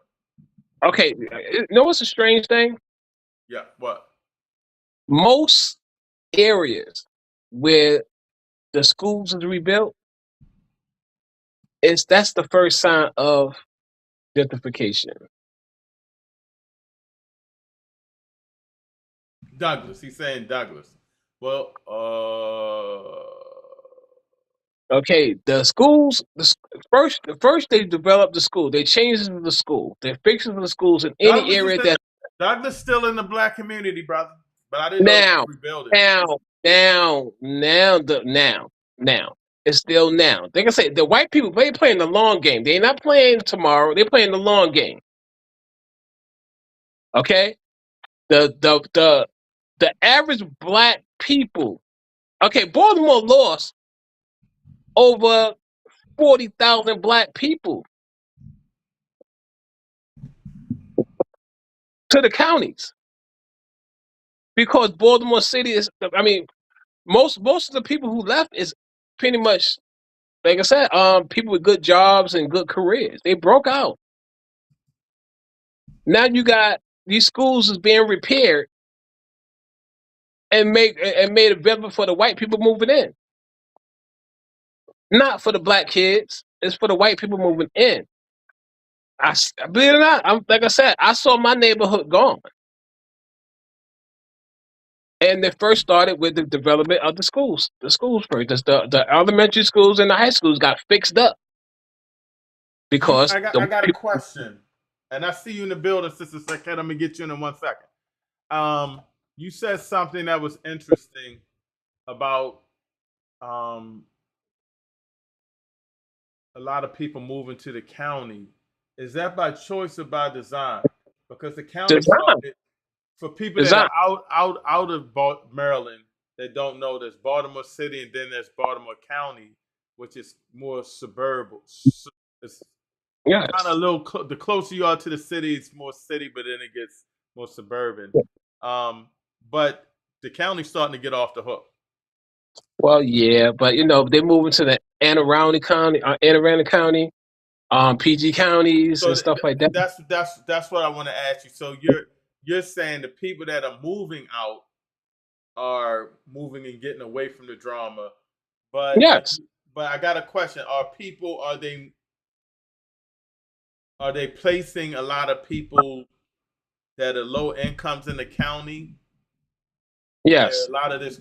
So it's a dual fact. I'm asking. I'm not saying this is happening or not. I'm asking. You can see it. I mean, you got.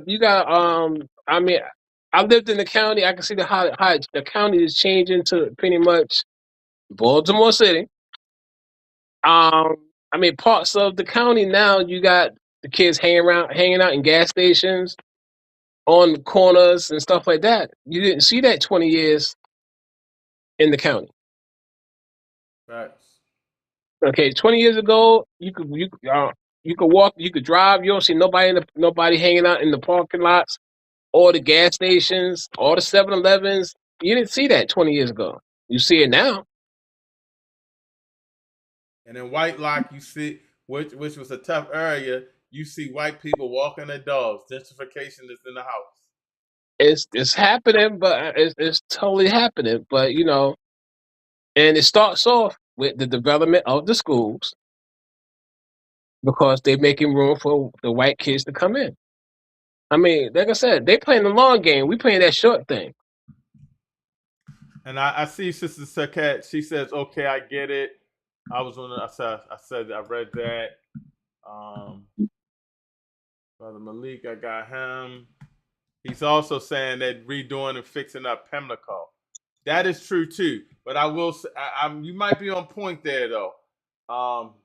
Pimlico, Park Heights they're fixing up Park Heights for white people. But okay, I'm gonna tell you. I'm gonna make a prediction. Oh Lord. Okay, I told you that. I told you that before. But Brother Malik he is correct. He's saying black kids are benefiting from the improvements. This is true. If they improve them and we're in those spots, this is true. Yeah. All right, so I mean, Baltimore City feel that they don't need a black mayor anymore. Okay, because to them, the white and Hispanic vote, they know it's going to vote for them. So they don't need a black mayor anymore. They're going to try. Hold on. You gotta you speaking broad, brother. All right. Who's Baltimore City? What part of Baltimore City? Black people? The Democratic Party feel that they don't need a black mayor to represent them anymore.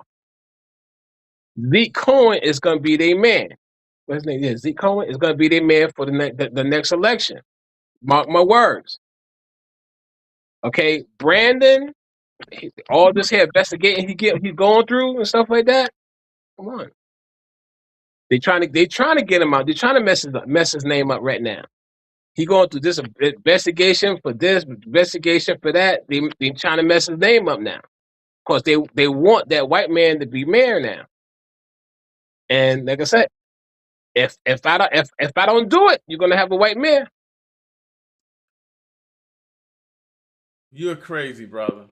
But listen, I'm gonna let you close out. But two things real quick.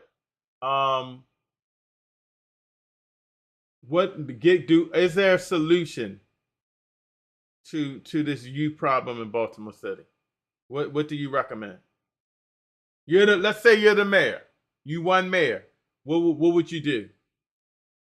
I would definitely create brand new neighborhood associations and turn them to businesses LLC, so the people that live in these communities can be self-sufficient financially and politically. Okay, we got to get the people involved in the development of their own future. And the last thing I want you to add is the question for tonight. The question for tonight is: the black family stronger, weaker, or simply different than it was 50 years ago? I would say different. Different? Because the conditions has gotten worse. I won't say the family is weaker. It's the fact that conditions has gotten worse. Resources is not as plentiful as it was 50 years ago. Okay, it's like I said, man. People expect to raise angels while they're living in hell. It's impossible. Okay? It's nothing we can do because the children today feel that they don't have a future. So what you gonna say? You're gonna say, young man, don't do that no more? What? You're gonna tell them what? Go get a job? He can't get no job because he don't have the education to get a job. So what you gonna do? Just turn your stuff and go to jail? What? Or what? The guy said, chop their hands off? Come on. Ridiculous. If you can't fix your community, I mean, leave it there for somebody else to do it. Like a brother like me. Brother. I'm gonna let you out. Your camera acting crazy. Ever since you said something about Will Smith, brother, the Illuminati might be on you, brother. Your camera been moving. I'm telling you something. There's no such thing as an Illuminati. That's just a myth, bro. That's a myth. All right, brother Keith. I appreciate you as always, man. That's something that the rap people got you here listening to and stuff. Ain't no such thing as Illuminati. All right. Peace. Peace, good brother. That was former mayor candidate of Baltimore City, brother Keith Scott. Sister said, Kat, yeah, up next. I'm going to play this quick video, but please, family, we got a powerful show tonight. Do me this favor. It's always free. I ask you one thing. Hook a brother up.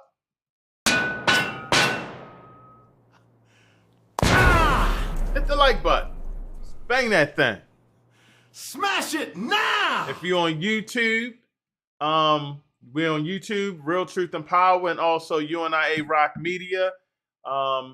Hit that like button. Facebook, X, Twitter, hit that like button. I think we're still on Instagram as well. Somebody said Instagram is looking crazy on there. But if you're on YouTube, do me this thing real quick and hit that subscribe button.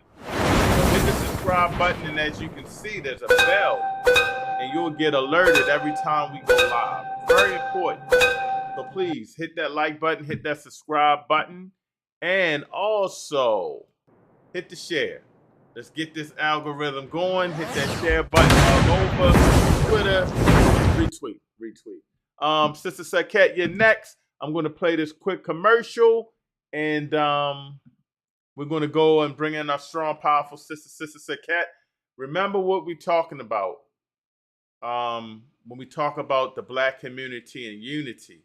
We have all of these different things, but we saying to UNIA, it's unity or death. So you better be aware that we're not playing. We got to come together. Global unity or death. They told us we would never stand together. They divided us by politics, by labels, by fear. But every generation must make a choice. Remain divided or become one people. I don't seek violence, but I refuse to surrender. If they bring fear, I'll bring courage.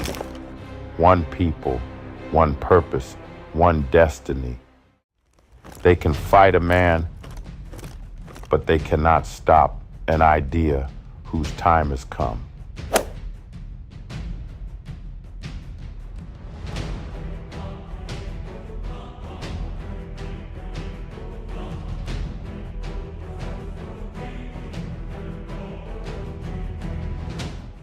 Global unity. We need to unify here in the United States. We need to unify in our cities. We need to unify in our states. We need to unify in our countries, but we also need to unify globally. We're all one. We don't need to be separated any longer. And Baba Ori, before I bring you in, Sister Saket, Baba Ori saying the mayor's participating in the solution phase for the Black community in Baltimore. Number one, we got to stop killing each other. Number two, stop fighting and hating on each other. I agree. I'm bringing in our queen, Sister Saket. What's up with you? Peace. Can you hear me? Yes, I got you loud and clear. Yes.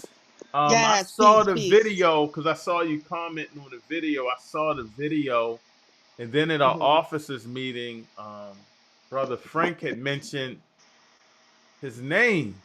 And I was like, let me go look at this video again. I'm like, yo, I know the brother. We was just hanging out with him at a spot. And then I hit one of our elders to check up on him.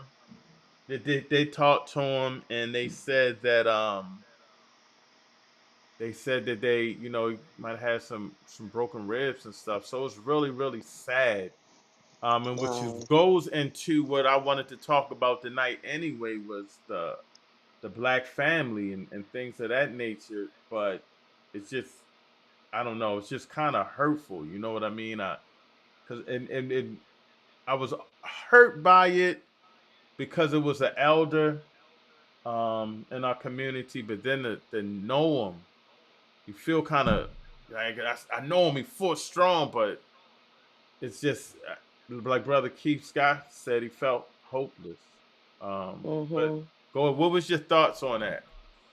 Yes, well, now that I've got the logistics, it's really sad just to see children engaging in these types of activities. Anyway, it was said that they were in a high crime area and whatnot. And we have free will. We should be able to travel to the store, 7-Eleven, whenever we want, no matter what our age, age appropriate. But my thing is, as far as the parents, everything starts in the home. And so part of this solution would have to involve the parents and a life change. And when we talk to, let's say, young parents in their mid 30s and up, um, they are working extra long schedules, um, holding one or more jobs. Um, they are decent parents, but the children are rebellious. They don't listen. They put the parents' word to the test. They sneak out and all these different kinds of things. Granted, there's nothing new under the sun. Some of the kids back when I was a child probably did the same thing, but they had different consequences.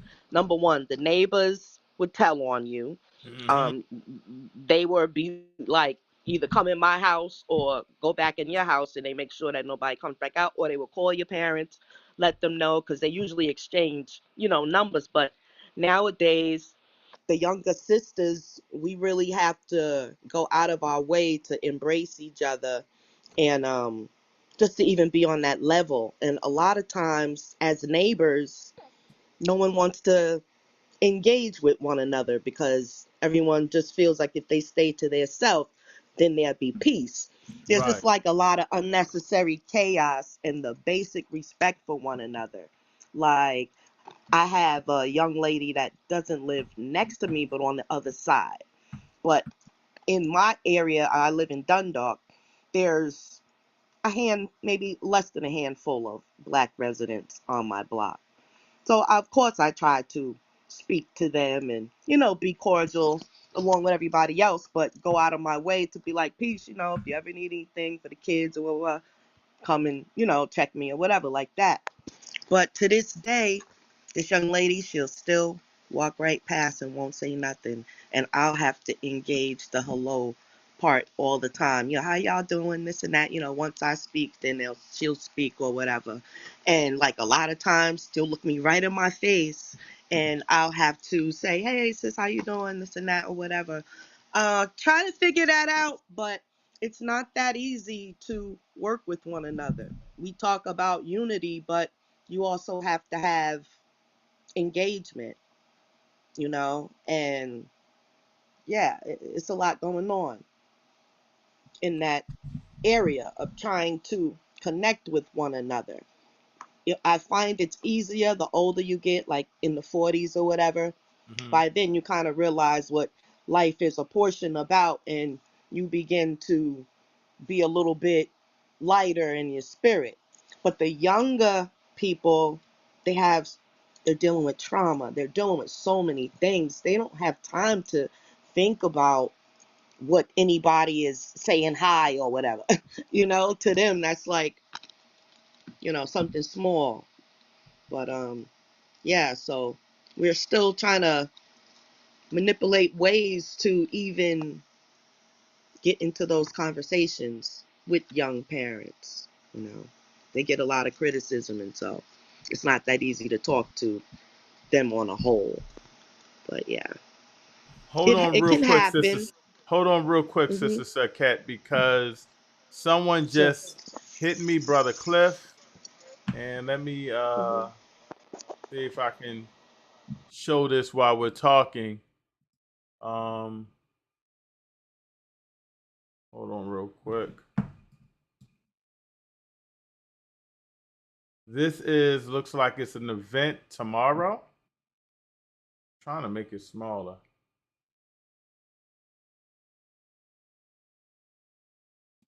Hold on 1 second. There we go. Sorry about that. See if I can make it a little smaller. There we go. So there's a community response rally. And thank you, Brother Cliff. If you want to come on, Brother Cliff, to talk about this, I think Brother Emiltep had hit me today. I missed his call, and then I had to come on the show. But it looks like it's a community response rally, prevent attacks on elders, July 18th at 2 p.m. July 18th at 2 p.m. And does it have 2500 Liberty Heights? I believe that is where that 7-Eleven is at. So our community, our voices. And Brother Cliff, I'm looking, he just texted that to me and I just threw it up. And he's saying I'm not going to speak to the who the person is. He says still hasn't spoken to him, but he's spoken to a couple of elders in the community. Um, and this is a PLM will be part of the mobilization tomorrow at 2 at the 7-Eleven. And it's the same time as Brother David's event.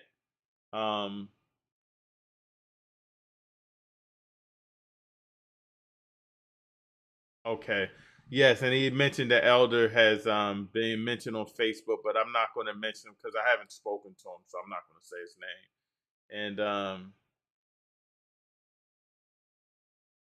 And he said he'll tune in. Sorry about that, Sister Sarkat. So if somebody can give me more information, and Brother Cliff, I know you're tuning in.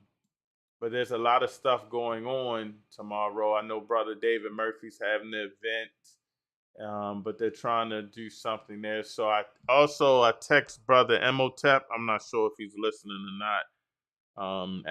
He had called me today. I missed his call. I was in the gym, I think, or cutting the grass, one of the two. And see what's going on with this event. Maybe he can jump on as well.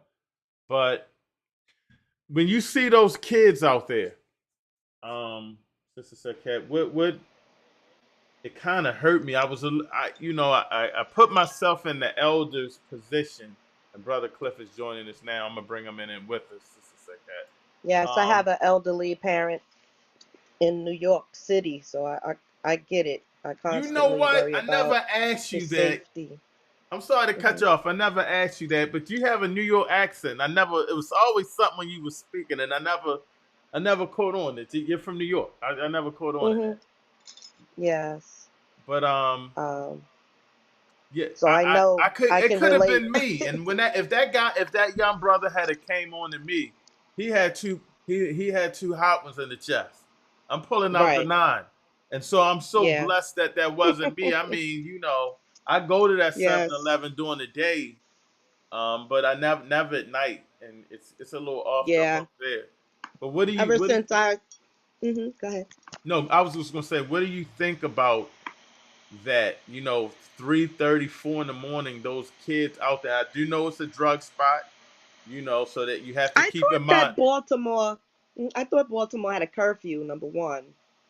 And I don't know what's going on with that curfew thing. I don't think it never was enforced. It was just said that they're going to put it in place, but I don't think they ever enforced it because they have this problem down at Fells Point also. I tried to show a video of this. I may still try to pull it up, but it didn't come out right. But question, do you remember, and I know they did this in New York because I found the video. Do you remember when we were younger and they would say on the news when the 10 o'clock, 11 o'clock news would come on, it's 11 o'clock. Do you know where your kids are at? Yes. Like that's the type of mentality we had. I remembered hearing that since I moved here. Like I remember hearing that. I'm not sure what channel, but they still run it at times. They do? It's not like what it used to be, but yeah, it's a certain channel, and I think it is local. I think it's a local channel, but it's not consistent. But I have heard it on there. Hold on real quick, Sister Sarkat. I'm gonna bring Brother Cliff in because he has some information about that event. What's up, Brother Cliff? Okay. Greetings, Mama Sarkat. Greetings, Brother Everett. Just got in from doing some dirty chores outside, so I had to clean myself off and make myself halfway presentable. No prettier, but at least halfway presentable before I came on. No, you good. I just came from the gym and I was like, man, the show's about to start, but I gotta keep being consistent. Right. But you sent me that. I had to get yard and grease off of myself. So. Oh Lord. Yeah. But so what's going on with the event? Because Brother Emotep did call me earlier. I think I was cutting the grass, so I was in the gym or something. I didn't get a chance to call him back. But Frank had mentioned something at a meeting or something. So what's the event about? Well, first of all, I think there are going to be two things going on at the same time, and both of them are going to at least address this issue in some way or another. Baba David Murphy, of course, he's having an event out of Powerhouse World Ministries at North and Bel Air Road, and it's also at 2 o'clock. And he's already asked me to come. He'd already asked me to come to that before I even heard about this. But I know that assault is going to be mentioned. We're also, I think, going to talk at least a little bit about somehow or another rebuilding the Council of Elders and a few other things. But I know that assault is going to be discussed at least to some degree at that event, and then at the same time, the mobilization that Baba Imhotep is at least connected to. I don't know whether PLM is doing it or whether Baba Imhotep was simply announcing it and letting everybody know what was going on. I know that there were a few people that I talked to yesterday who were saying that they thought there needed to be some kind of a community response at that particular 7-Eleven, and that is the 7-Eleven where the assault took place, 2500 Liberty Heights Avenue. It has also been the scene of a number of, frankly, acts of mayhem that have happened, including the murder of a local young activist several years ago. So that area right across from Andamán Mall has somehow or another gotten a reputation for being a place where if you want to find some trouble, then that's where you go. So they're gonna, I guess, have some kind of a mass mobilization to, I assume, simply send a message to the community that there are people in the activist sphere that know what happened. They're upset about what happened to one of their own elders, but they're also upset about what is happening in that particular part of the city. Because if it happens to him, it's got to happen to other residents who are in that area as well. So that's going to happen on tomorrow. Both those events tomorrow at 2 p.m. And there may even be some discussion of it at next Thursday's Unity discussion that happens that Bill Gooden is doing, because this has kind of become a bit of a hot topic. There has been a number of comments on Facebook about it, and I've made a few comments. Well, I made one comment on Facebook about it as well. So this is something that's going to be talked about, even though it is something that happened, 9 days ago, 9 days ago. So, and the crazy thing about it is apparently it just showed up on the news in the last day or two. So that's kind of interesting. But hold up, brother Cliff. Sister Sirkat, so you didn't hear about this till tonight? Just yesterday I heard about it, last night. I found out about it maybe like 2 days ago. You saying this happened like But there 7, was a 8 days? video.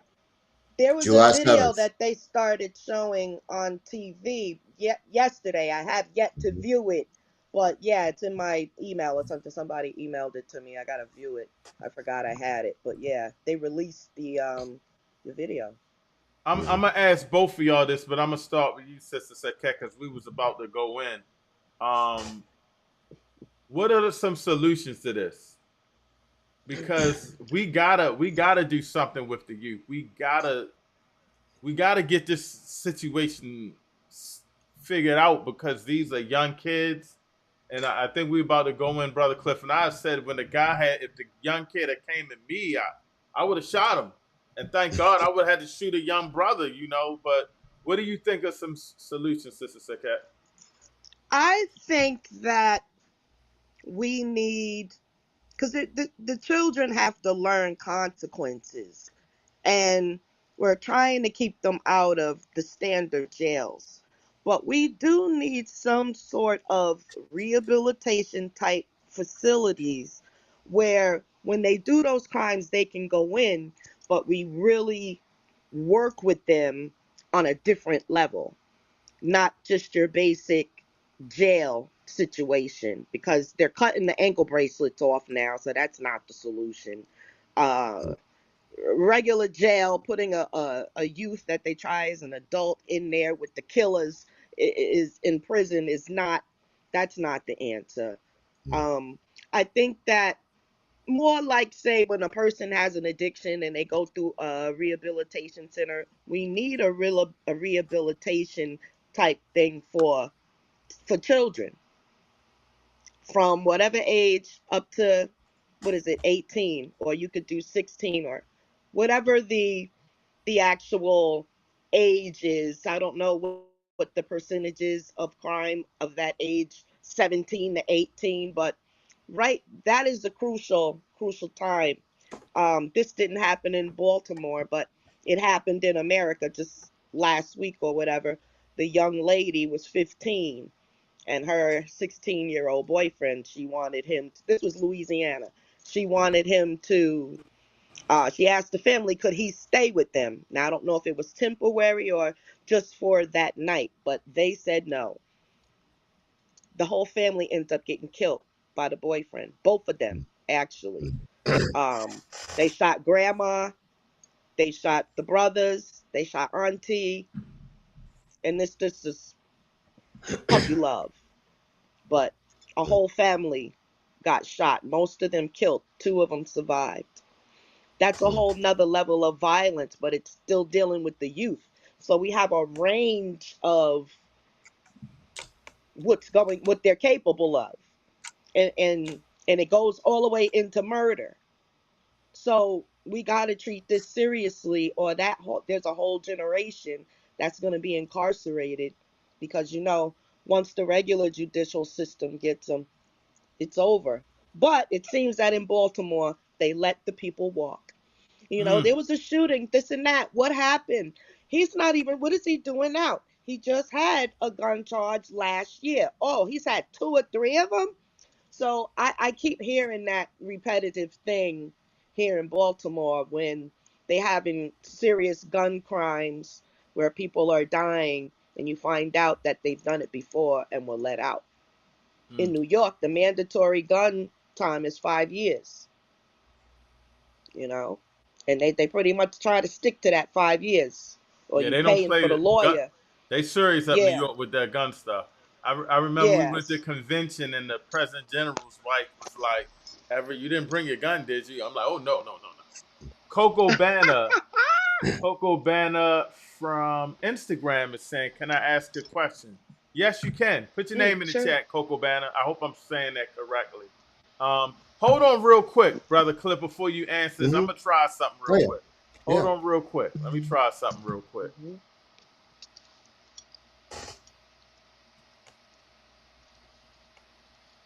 Hold on. You know where you're... It's 10 p.m. Do you know where your children are? Y'all remember the very first 10 o'clock newscast aired on WNYW TV in the late 1960s. It's always been immediately preceded. I guess I got rid of that. I thought I had another one. Let me try to find that real quick. But yeah, that was crazy because,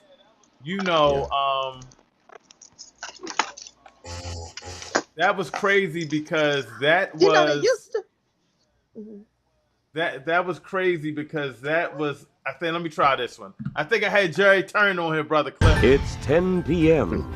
Do you know where your children are? Since the very first 10 o'clock newscast aired on WNYW TV in the late 1960s, it's always been immediately preceded by an unmistakable public service message asking, well, It's 10 p.m. Do you know where your children are?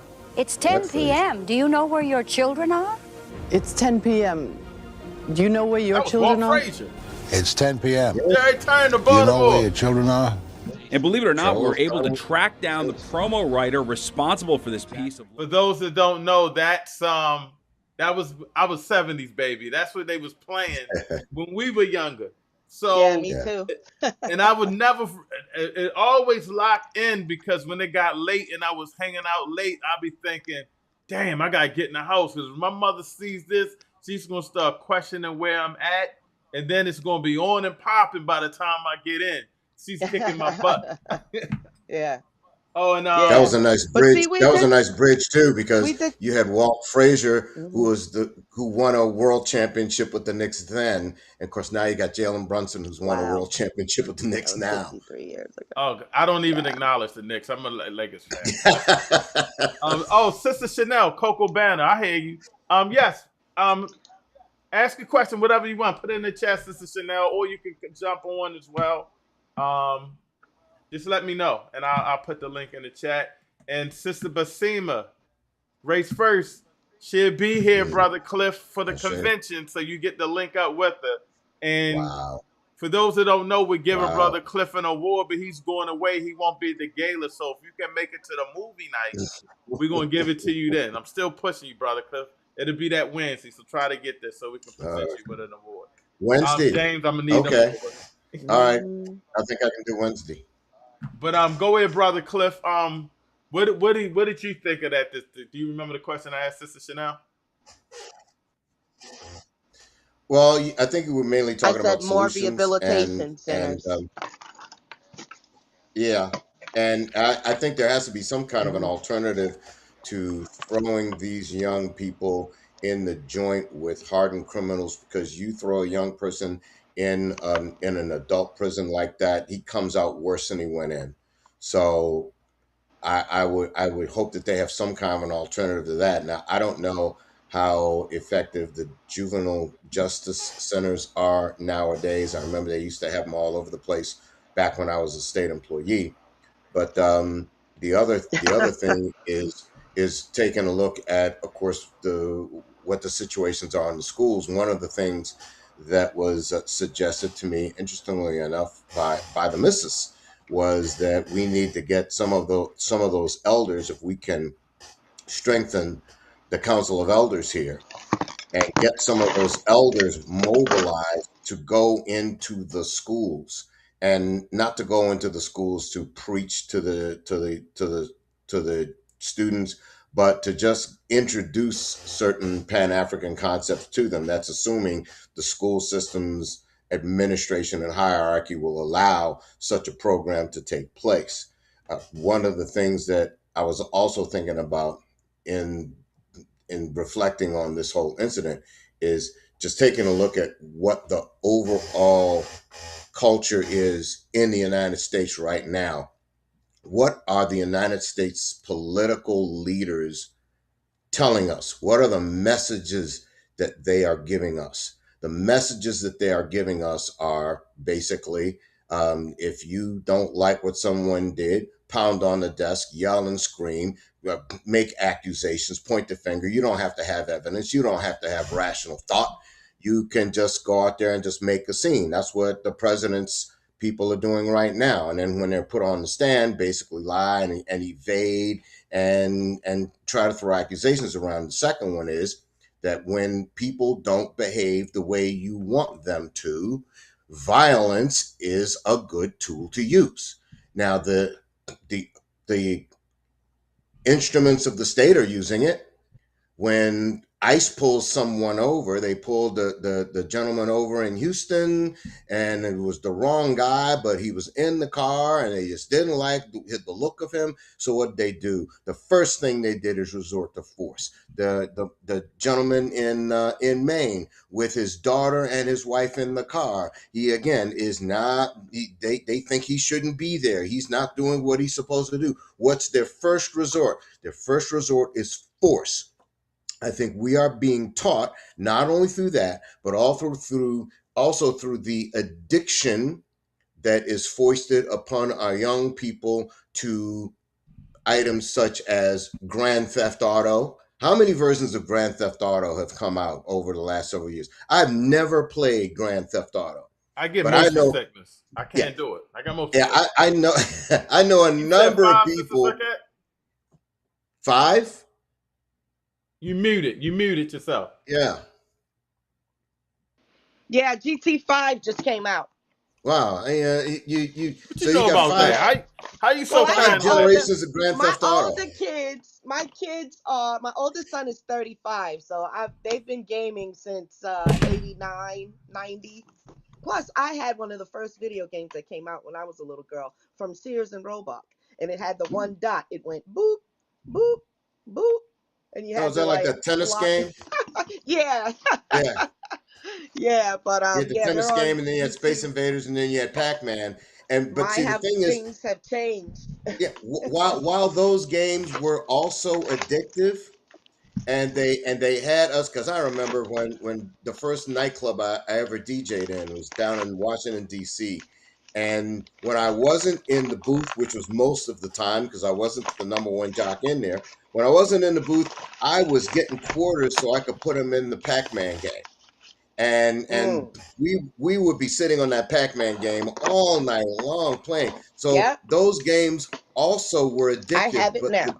yeah, but the difference is that the Pac-Man games, they were clearly fantasy. They were, little guy gobbling up fruit or Yeah, points with or fruit whatever before and the ghouls stuff. caught him. Yeah, yeah, Now the yep. video games are actually centered on interpersonal violence. Grand Theft GTA Auto, is robbing people. Yeah. you're hitting people with cars. You're pulling out your nine, and you're lighting You're people up. jacking people. You're literally carjacking. Yeah, It's and so very that's violent. what those games are now.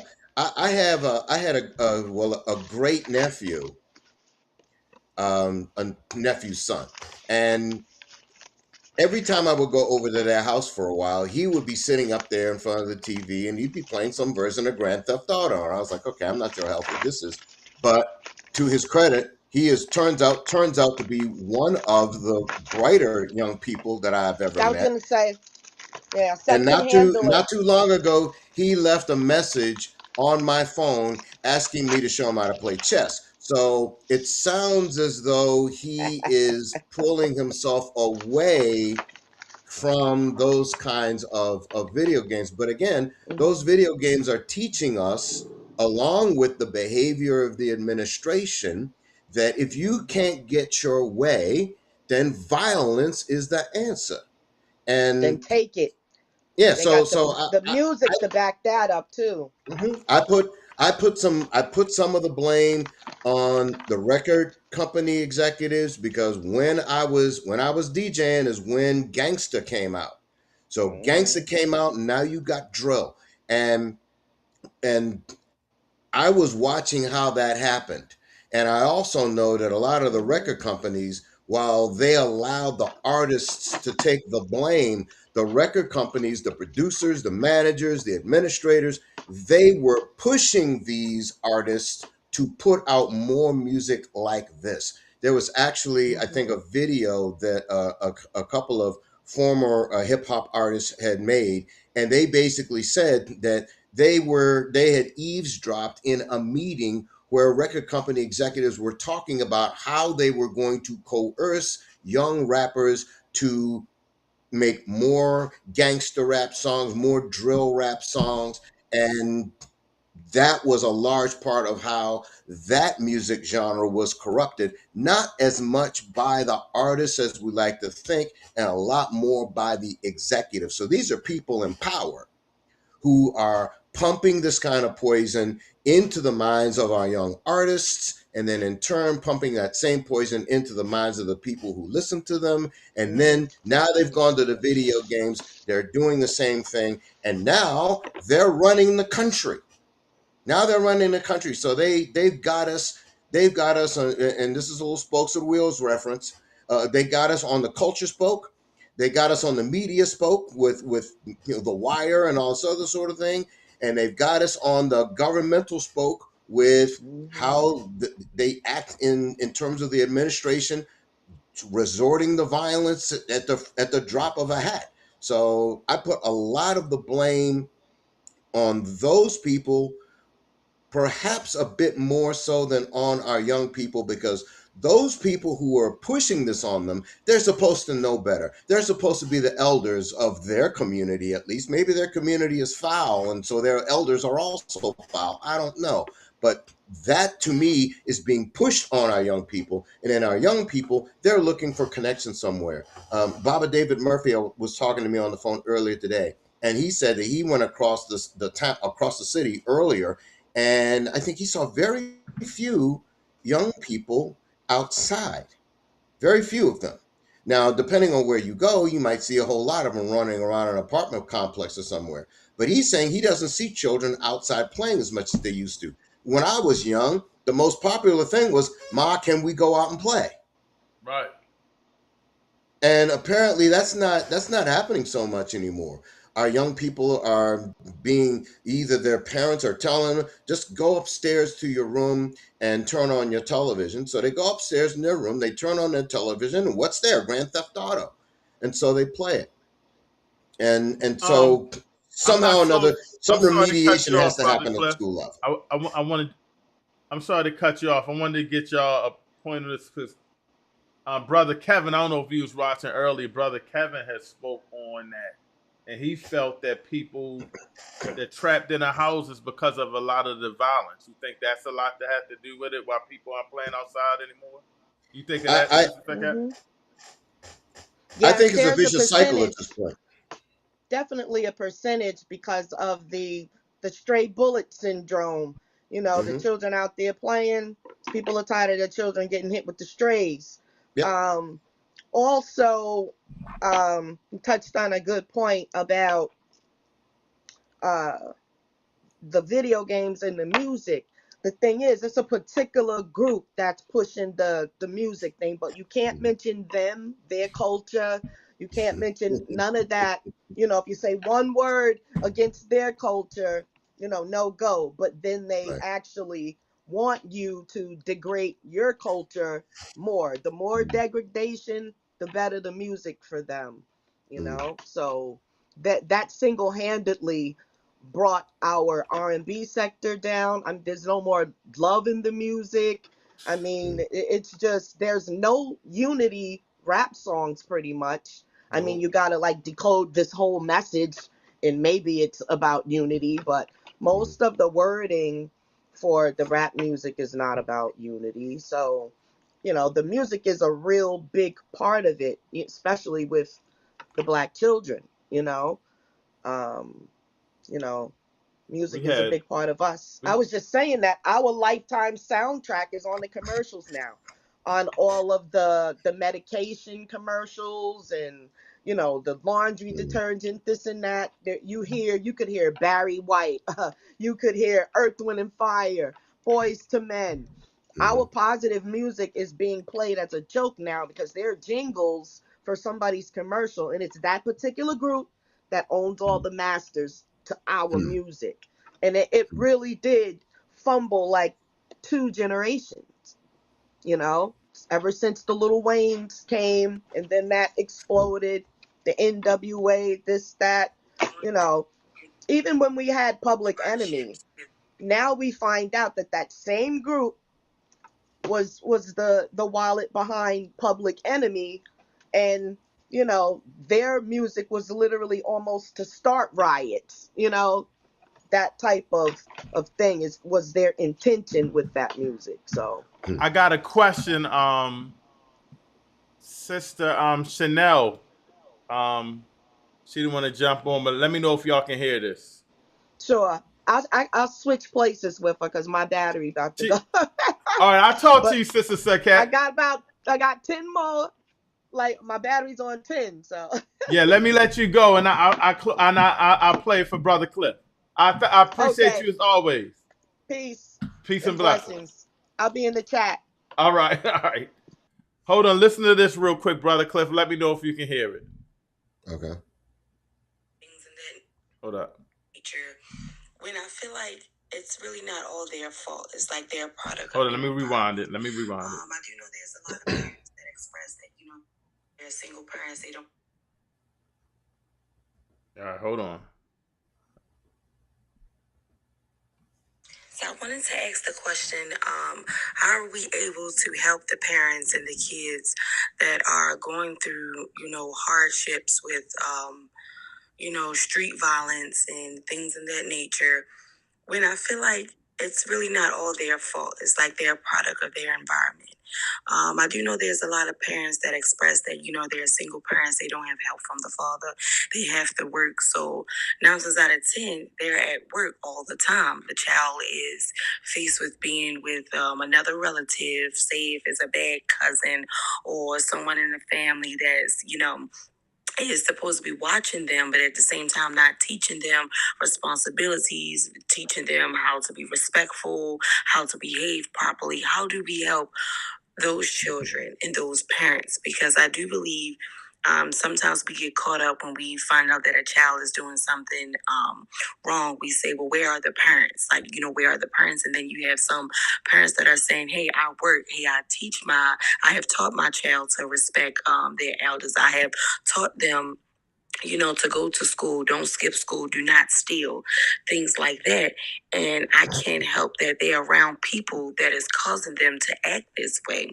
So I feel like we should, separate that term where, it's the parent's fault, or, where's the parent when the child is doing this? Because I do believe that there are parents that are trying to help their children succeed in life, but they can't because they have their own struggles that they're trying to overcome. For an example, I know for me with my past, I can be honest and say when, I was a little street running, doing my little street running, there was a lot of things I knew not to do. For an example, like if me and my friends were skipping school and, we're walking past, the elderly, I'm like, hey, don't curse, or, don't litter in front of them. Things like that, like, because it's planted inside of you. And when you see things on the news, like the incident that happened with Bubba, it just goes to show like that's the difference of teaching, of parenting. I feel like those kids had no structure at all. I feel like they just have hatred in their heart and they just don't know any better. But I want us as a community to get better with helping those ones that are trying to succeed and trying to be better. It's just the area that they live in. They can't help that they live in the projects. They can't help that 9 times out of 10 their parent is not there to go to, a baseball game or come up to a school event because they work, because they know if they don't, then they won't have. And sometimes that lead the child to running into the arms of someone that is no good.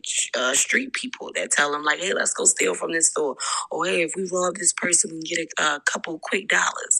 So I just want us to see if we can find a better solution with, saving those kids from destruction. That way they won't get to that point where those kids from the 7-Eleven incident affect them. Oh, that was deep. That was, let me turn my mic down. That was Sister Chanel. She's our outreach coordinator for the UNIA in Baltimore.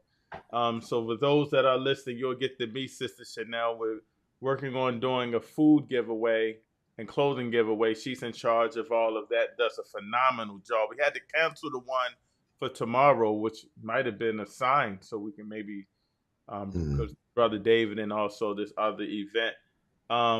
Before you go on, Brother Cliff, I'll say, Sister Chanel, you are correct.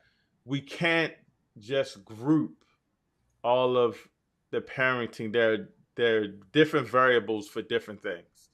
I got in a lot of trouble, I think, because my mother worked. And that's, of course, she's not there, and it's hard. If she wasn't working, she was in school or something like that, trying to better herself for us. So, from that standpoint, yes, you have to understand that parents are trying to survive up here. I think that's what Baba Ori was saying. Sister Saket, and even you, Brother Cliff. Some of these are conditions that, because we're struggling people in our current situations of having to work, our parents are working, things of that nature. But we do have parents that could do more, which I think goes back to our community. And Sister Saket just put in the chat, a lot of parents work at night. I think this goes into the fact of our community. Like I said, a lot of parents, a lot of times when I'm coaching, I got to pick up kids. And it's not just because those parents are not being able to be there. Some people just can't sacrifice. I'm gonna go hard. I was going to be there for my son and watch him play or whatever. But some parents got to work. Some parents can't make the game. Some parents can't even afford to have their kids play. You'll be surprised how many times we had to pay for. Shout out to Michael Beasley's uncle, Artie. Rest in peace, Michael Beasley's uncle. My son played for Michael Beasley's uncle, and he used to pay between him and his nephew for kids to catch planes. Parents couldn't afford to play. You're talking about kids that can get full scholarships. It is definitely hard in our community because parents have to work. But I think, and Brother Cliff, help me with this, I think there has to be some type of things that we could do as a community to help out that situation. But I don't know. Of course, if you in sports, picking up the kids, dropping them off, making sure they're active, maybe rec spots, but it's very hard to monitor the kids at night, and it's tough. We're in tough situations where we can't just group them. But go on in and what you thought about what she was saying, Brother Cliff. Well, we live in a society that is stealing money, resources, all the essentials for life from the people on the ground, so that the people at the top who don't even need it can get richer and richer and richer. They are presiding over an unprecedented transfer of wealth from the working class and the struggling class and the so-called underclass up to the CEOs and the uber wealthy, so that they can make the first trillionaire, and so that the president can make $2+ billion being president. So you have the situation where essentially, I think somebody said that they steal from the people and subject them to the conditions of life where, in order to survive, they can't do anything but steal. And then as a result, the people who stole from them then point the finger at them and call them criminals. So there is that dynamic going on where they seem to be intentionally pushing us toward this. It also seems like it really increasingly is looking to me like a concerted effort to destroy the building blocks of our community, destroy community, the community in large scale, destroy the family unit in the community by making both parents work or breaking the parents up. And so now one parent's got to work 2 and 3 jobs and doesn't have time to supervise the children.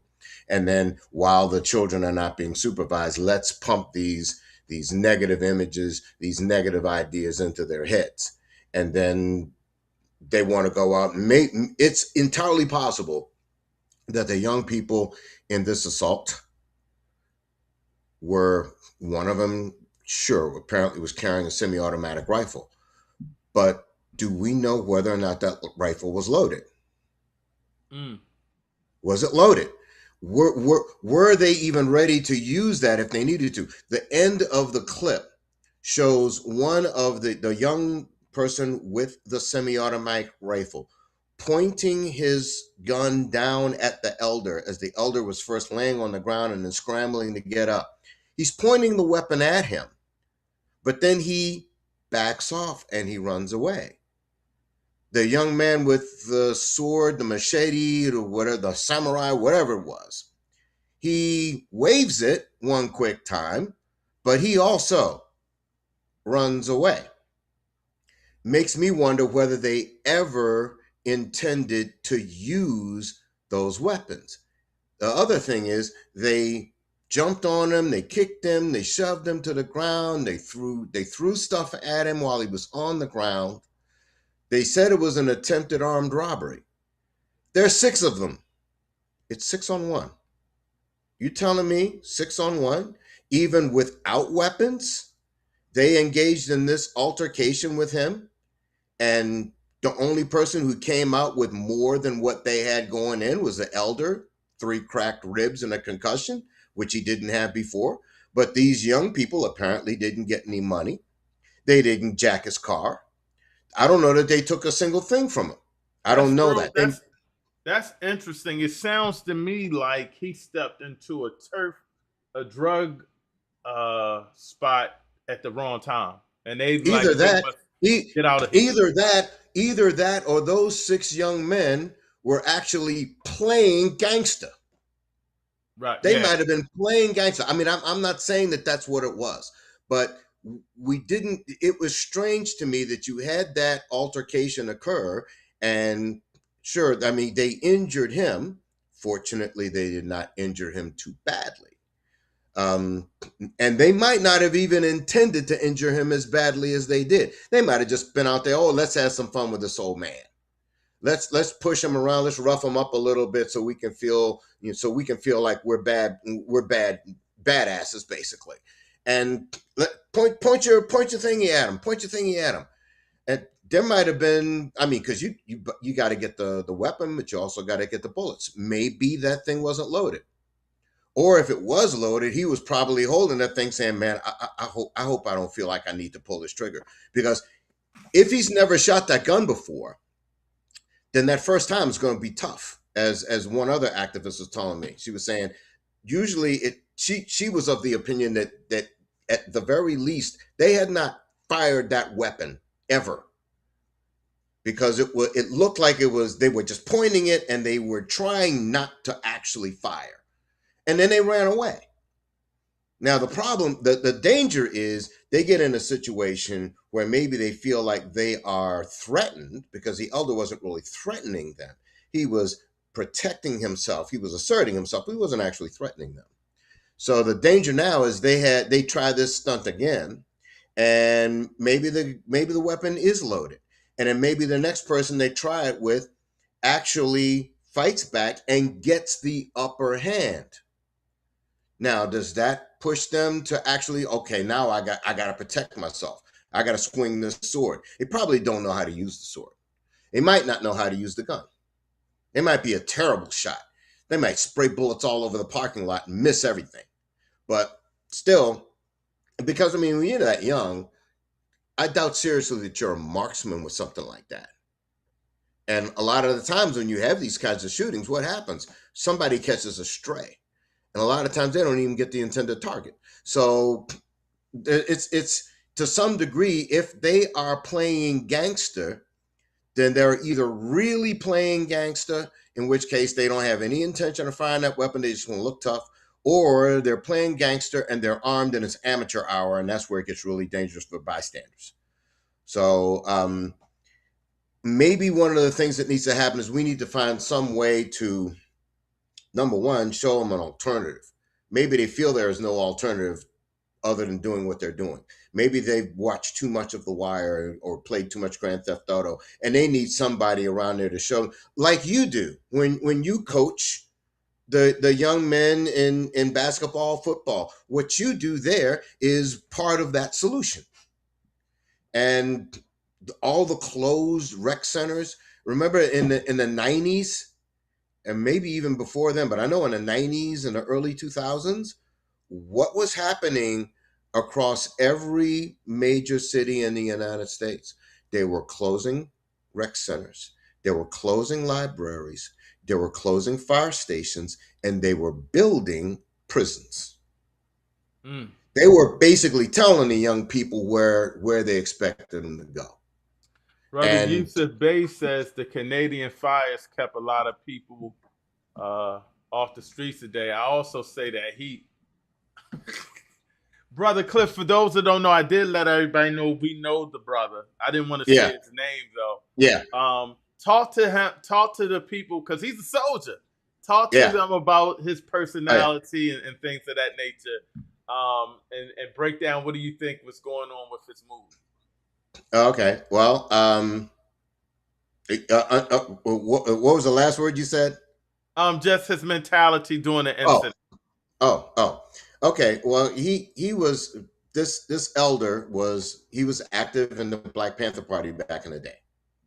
And I mean, he wasn't Fred Hampton, but he was, I mean, he's closer to Fred Hampton than I'll ever be.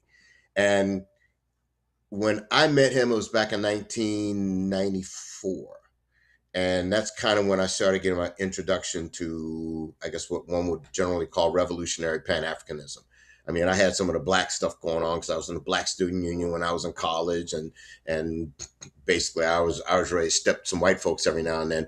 But understanding revolutionary Pan-Africanism, understanding the history of the Panthers, learning about COINTELPRO, all of those things sprang from my having met this Baba. I heard him on WEAA and on WPFW, and the way he was explaining everything was really, it really kind of caught my imagination. So I was like, okay, I got to check this out. And so I wound up joining the organization that he was running out of everyone's place at the time. And so that was really my introduction to, I guess you would say, activism. And then from there, that's when I learned about political prisoners. That's when I learned about COINTELPRO. That's when I got the connection to meet members of MOVE. I became pen pals with a couple of political prisoners. Marshall That's how Eddie you probably Conway. met Sister Basima. Yes. And I became a pen pal. I visited Eddie Conway a couple of times when he was in the Cut, House of Correction in Jessup. I was a pen pal for a while for another Panther political prisoner out of Omaha, Nebraska, Mondo Wilanga. Sadly, he died in prison, and so did his partner Ed Poindexter. They were both members of the National Committee to Combat Fascism, and they were a Panther variant, and they both unfortunately died in an Omaha prison after like 30 plus years of imprisonment. But I started learning a ton about all these things about the movement, spelling Africa with a K, all that kind of stuff. I started learning from there. And then everything else that I got into, Sixth Region Diaspora Caucus, Maryland, now the Maryland Pan-African Cooperative Coalition, Pan-African Organizing Committee, Pan-African Diaspora, all those things sprang from my having met this Baba back in 1994. And he has continued to promote this. He is older now. He is, as they said in the news article, he said he's 74 years old. I didn't know exactly how old he was, but I mean, he has gotten older now, and as we get older, we don't have quite the same energy. He still has the same fire, but the energy is not as strong, and really he needs other people to kind of pick up where he's leaving off. And he tells me that I'm doing that, but I'm not so sure that I'm doing it. I'm not doing it the way he would have. Right. But he is, I guess he has told me he's gratified that there are people that he has affiliated with and that he had brought in, he had mentored, he had taught when he was running that organization back in 1994 and up until the 2000s that are still continuing to fight. Baba Youssef could tell you about that as well. Nana Njinga could tell you about that as well. Mama Victory could tell you about that as well. All these people could tell you about him and about the influence that he has had on really all of us as far as we have come forward. And of course, now he's, as I said, now he's older. He's not as strong as he used to be. So that is part of the issue there. And perhaps he did all right to be 74 though. Oh yeah. Now perhaps when he was there at that particular 7-Eleven, because the first question that entered my head was, all right, why is he there at 3:46 in the morning alone? I wouldn't be there at 3:46 in the morning alone, and I outweigh him by, I'd say, probably a good at least 50 pounds. I'm about 210. Does he live in that area? No, he lives further just west. Out and about and just wanted to get something. Just figured he could stop. Yeah, and last I saw him, and I'm sure he's still living in that same house. He's living further out. He's living at least a couple of miles, I think, further out west. So I was kind of surprised that he was even there. He just seemed out of place to be at that spot. Right. And especially at 3:46 in the morning. And as I told you on the phone earlier, I know of one person who could probably have been in that situation and taken those guys down. Only if my man with the rifle didn't suddenly get trigger happy and start spraying. If he doesn't start spraying, this one particular friend of mine, yeah, he might have taken, he would have definitely taken him down hand to hand. He might have taken the guy with the sword down too. But I mean, that's just how rough a customer he is, and he's not. He's also got a lot of sense. He's not going to be in a place like that. So that's a part of it too. Is what in dojo we call zanshin, and that's awareness of your surroundings. To know when someone is coming up on your blind side, like what really started that whole thing was a young man came running up at the elder from his blind side and then cold cocked him, and then Now, that knocks him down. Brother Malik was on early. He said he could tell the elder could throw down by his stance. I know you Yeah, have martial arts. Has he taken any martial arts? I do not know. I do not know. But I would not ask him to take on. I would not ask him to take on 6 young people. I wouldn't Yeah. have asked that. I wouldn't ask him to take on 6 young people, even if they were unarmed. Like I said, one friend of mine, 6 young people unarmed. Yeah, I could see him doing that. His father, who this friend of mine is a seventh degree black belt in Shotokan. His father, who passed a little while, about a year ago, he was an 8th degree black belt, and he told me of one incident a long time ago, several years ago. He was walking on the street, and 6 young people look at him and say, "Oh, that's that karate man. That's that karate man. Wonder what would happen if all 6 of them jumped at him at once." And he turned around and said, "I'd probably kill 5 of you, and one of you would be left to go warn the others." He said when they heard that, they turned tail and ran. But after they turned tail and ran, he said his knees was knocking. So even he, even he was nervous in that situation. Even he knew, okay, this is not a situation I want to be in. And so I'm sure my friend wouldn't want to be in that situation either. Brother He wouldn't want to Yusuf be in that said, situation either. So I am kind of surprised that any elder would go to a 7-Eleven that late at night. But sometimes "That's the yeah, sometimes you just got to have that damn caffeine hit. yeah." Brother Yusuf said he used to live by Mount Dharma for 2 decades. Yeah. Um, So Sister, he might have figured he was familiar with the hood. yeah, Sister Saket saying that we need rehabilitation centers for our youth people so they can get counseling, education, and etiquette. Of Mm-hmm. course, a secure environment, but not jail. They may have to do 15 years there. And Yeah. a lot, I don't think jail would not help them at all. I don't think. a lot of times it's pure poverty that is the problem. That's a tough area over there. And Yeah. roaches in the cereal box, no toilet paper, not a good diet, mama. No doubt there. No doubt there. Wow.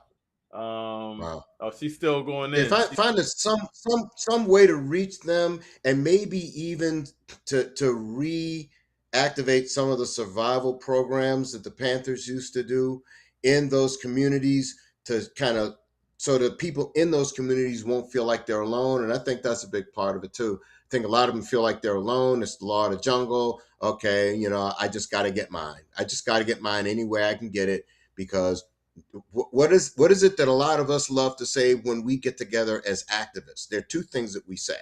One is I don't know what to do. A lot of us say that. People have come on your show and they said, I don't know what the answer is.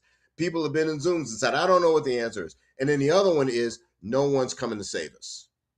Yeah. And maybe we have to be the ones to come and save us. Maybe that's how we should say it. Not that no one's coming to save us, but that we must be the ones to come and save us. A first assistant and then PG, let that permeate to the community. Our first assistant PG of the UNIA, he's second in charge, always says, "No one's coming to save us but us. We gotta But figure us. out our way." Yeah. Yeah. She's saying that Trump and his team have made over 100 billion. JD and Krishna Um, and I think I got all the chats. Brother Clip, Mhm. before you close out, I had a By the question. way, Stephen Miller just went on there talking about how they're going to go after the radical left terrorists. So here's someone again speaking on behalf of the administration, talking all that tough talk. We're going to go after the terrorists. We'll go after them with violence if necessary. We will incarcerate. We will throw them in jail. We will destroy them. You know, it's the same kind of talk. It's permeating down. I'm sorry. Go ahead. No, you was going in. The question that really it just veggie backed off of this incident about the question though, but I wanted to ask you the question to close out. 50 years ago to now, are families weaker, stronger, or just different? Black families. I know. I would probably have to say weaker. I think our families are weaker, and but I'm not going to say it's the family's fault entirely because what's been going on for the last, again, here's that political thing again. What have they been doing?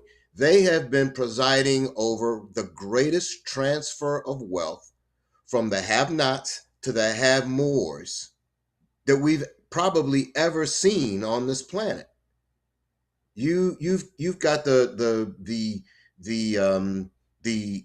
wealth gap and the income gaps getting wider and wider and wider. You've got more and more people struggling and suffering, going into debt, more and more people who are finding themselves homeless. And so I would say based on that, yeah, I think the black family is weaker. And part of it is the cultural influences that have been foisted upon us. Back in the day, we had, again, and here's that music thing again. We had positive affirming music. We had some folks talking about getting a little something something, but there was also a lot of music about love. There was a lot of music about protecting the environment, mercy, mercy me. There was a lot of music about looking out for your sister and your brother. You had say it loud, I'm black and I'm proud. You had all those things that were going on. A lot of those things have been adulterated now, even culturally. The one thing I can say that may be a potential indicator that the culture piece may be swinging is that you had gangster and then you had a period where gangster pulled back a little bit. And now you got drill. So it goes in these cycles. So the native tongues that came out, and you had the political rappers from Public Enemy to Dead Prez to Jasiri X to David Banner to M1. You had those to Nas. You had those people who came out, Brother Cliff, and you know your hip hop. You know your hip hop, brother. so they had that thing. Well, I got a lot of promo 12 inches in my basement. So they had a lot of that thing going on. Right now, apparently the fastest growing single genre of music in the world right now is house. Which I'm happy about because I love to play. I love to spin house. And one thing you generally won't hear in house, I've never heard a drill house song. No. I don't know if I've ever heard a gangsta house song. Most house music is either dealing with more positive. Some of it is "We Are the World" kind of stuff, but a lot of it is pushing back. Yeah, and this is Yeah, like more expression and letting loose, you know. yeah, and there's a lot more unity in that is expressed in those pieces of music, and there's African culture coming through because of all the house genres. The space house, the Europeans like to call techno, that's not the fastest growing part of house. The fastest growing segments of house, if I understand correctly, are soulful house, so now that's spirituality, and Afro house, and that's our culture. Right. So I see the pendulum potentially swinging back. And then even in the political sphere, this is causing a lot of consternation in the Democratic, or some people call it the Democratic Party right now, because you've got a lot of Democratic socialists who are winning seats. Now it's driving the Democratic Party leadership crazy, and you got people like James Carville saying there should be a schism and we need to get rid of these people and all this sort of thing. But at the same time, you're increasingly seeing the left wing of the Democratic Party finally starting to flex some muscle. And the relatively cowardly, relatively craven Democratic leadership is starting to fall back.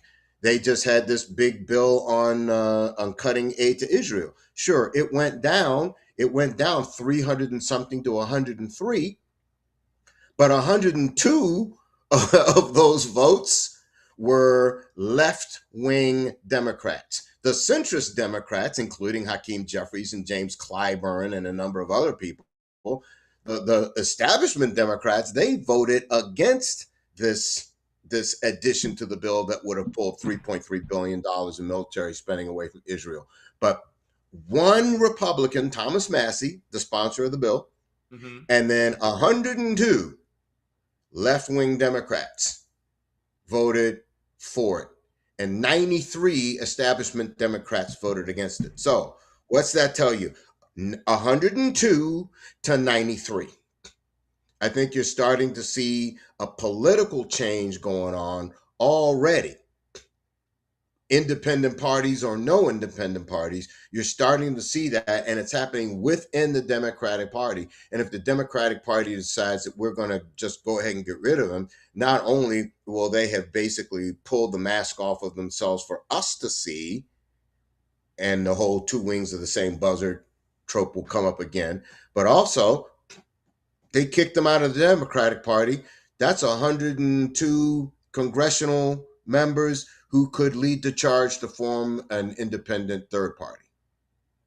So I just see a lot of things potentially happening there. I see some possible dominoes falling. And then after enough of the people in the Republican Party, if they ever finally get indicted and convicted like they should have been long ago, then that's going to decimate their ranks too, because they'll all be wearing orange jumpsuits. So now who's going to step into that political void?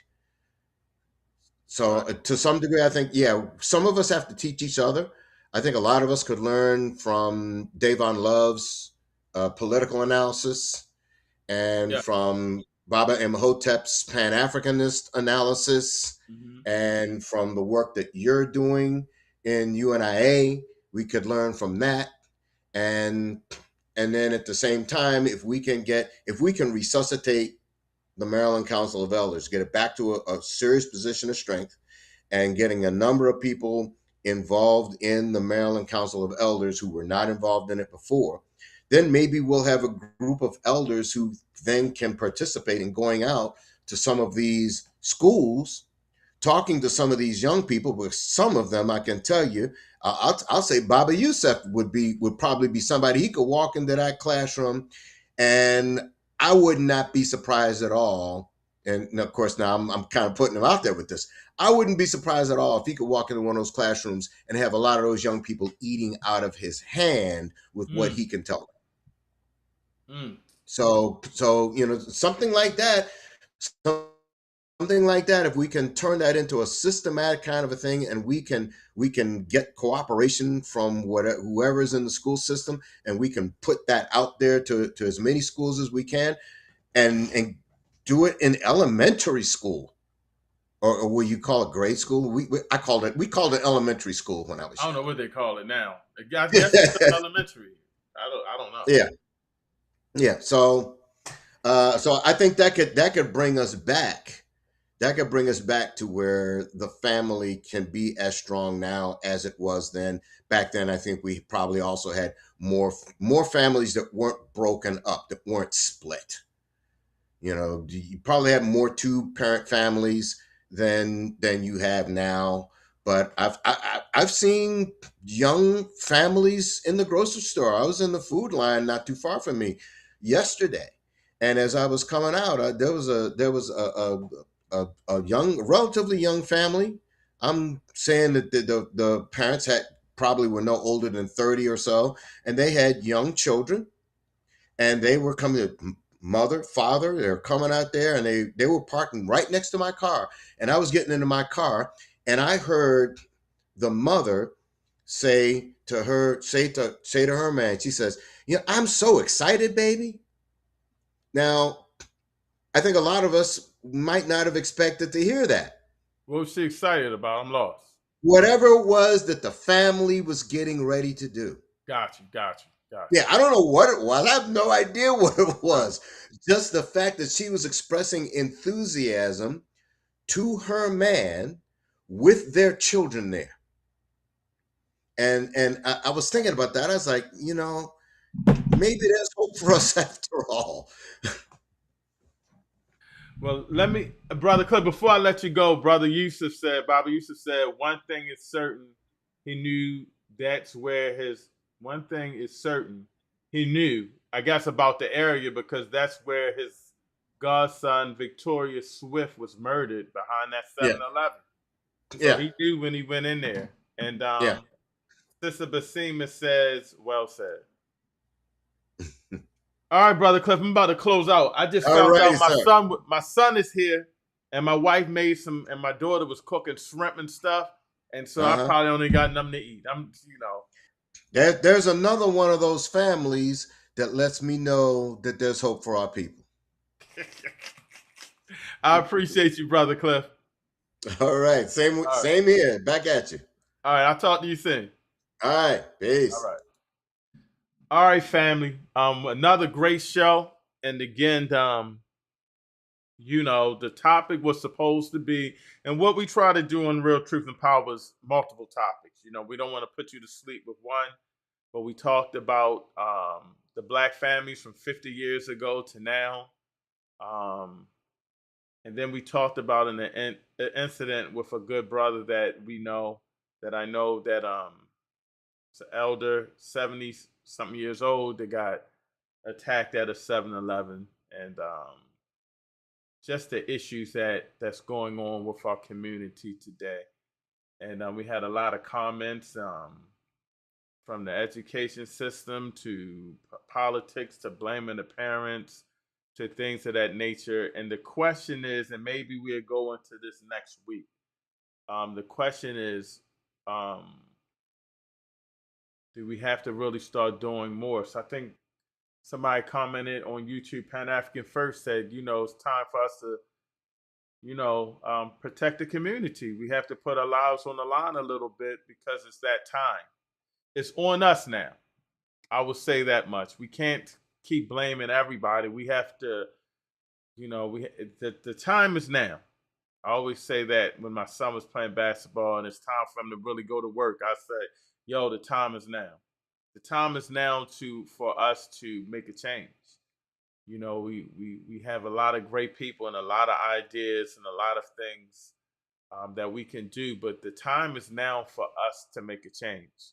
We can't keep complaining about the same old, and this has happened and that has happened. The time now is for us to make a change. We have to really sacrifice. We really, really love Black people. We really, really want our community to be better. We're going to have to sacrifice. We're going to have to sacrifice lives in the future for our future. And that's something that our great people did before us, the Malcolms and the Martin Luther Kings and Marcus Garveys and all of those great people. But we have to really sacrifice to make change. And that's maybe going to be one of the conversations next week. So before I close out, let me pay the bills real quick, and then I close out, sum everything up, and we could be out, family. A boy dead on the street last week. Not from drugs, from violence. Nobody stand up, nobody move. Me got 6 weeks we build 100 man. Or Baltimore lose its soul. Back in the day, we protect we own. Now, enough talk, enough post. But Garvey, him leave with a blueprint. Stand up, uniform, discipline, unity. African Legion, it not dead. It a prophecy waiting to fulfill. I nearly walk away, tired, alone. But when that mother grab me arm and say, who I go protect my son? Me know, we not start no war, we restore order. Black unity, black honor, black discipline. This a we army, and it never left. My name, Brother Tony. Join the Baltimore UNIA. Be the legacy or be the silence.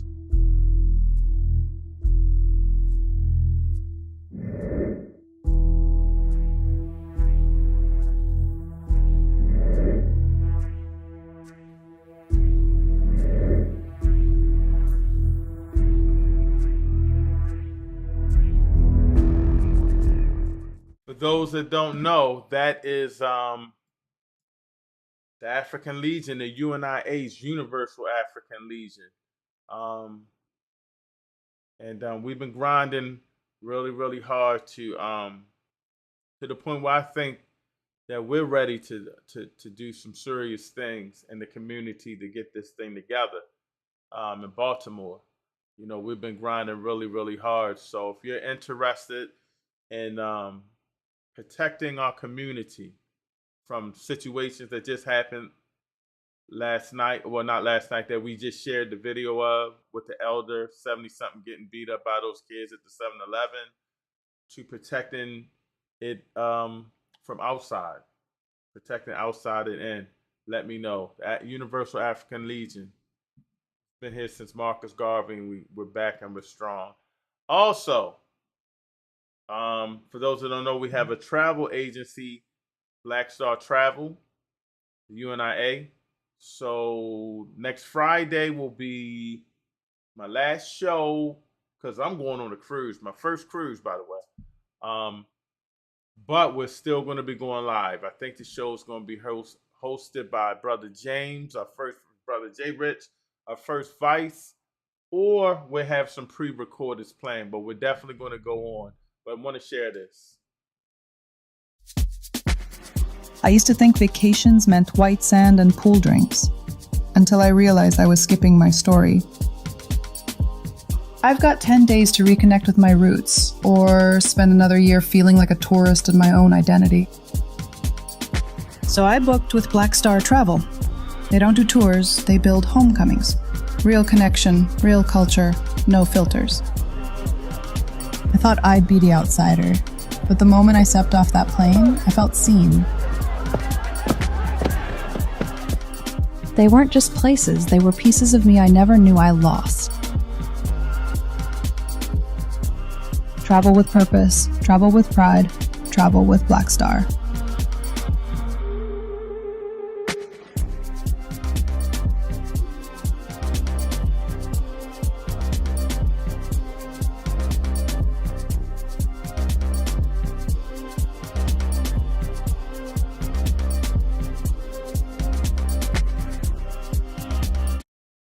And somebody just sent this to me from Chicago. I'm going to share this before we close out. See if I can share it real quick if I still have it. If you're in the Chicago area, there's going to be a drum fest. See if I can make that bigger. Drum fest, UNIA divisions. For those that are in Chicago, we have two divisions in the UNIA. Both two Chicago divisions in the UNIA, Division 429 and Division 401. They work together a lot, and they are hosting a drum fest, Spirit of the Drum, a Black community gathering, African cookout. Oh, dang. On Sunday, July 19, 2026. So that's coming up this Sunday from 12 noon to 7 p.m. Chicago time. And it's going to be at Washington Park. So for those in Chicago, definitely come check that out. And while we're here, man, please, we had another powerful show. If you didn't do it already, it's free. Bang that like button. Hit it. Smash it.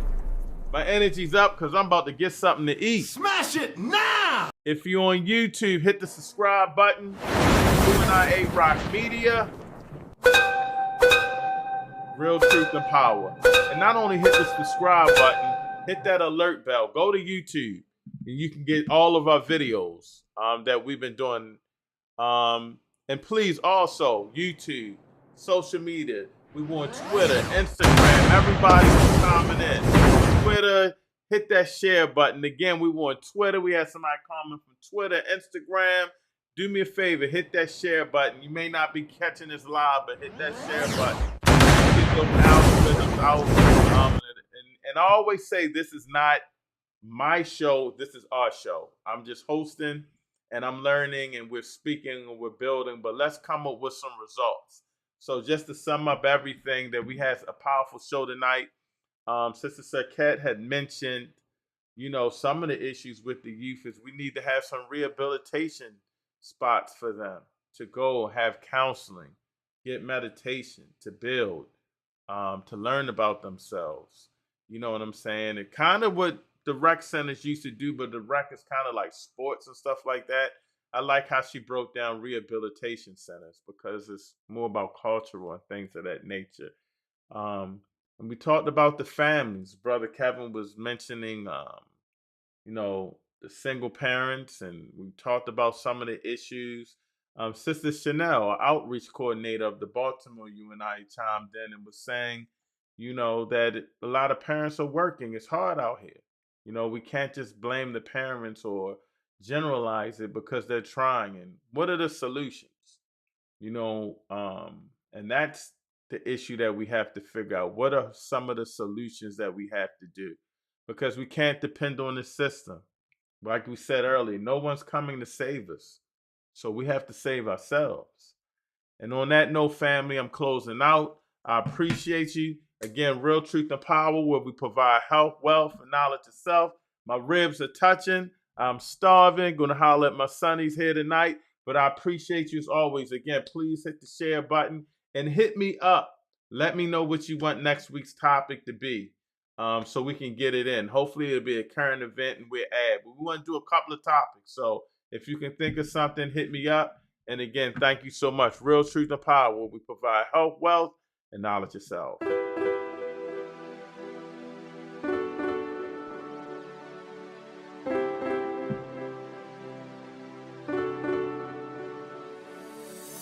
Real truth and power, health, wealth, knowledge of self, uplifting the community. Let's talk about it.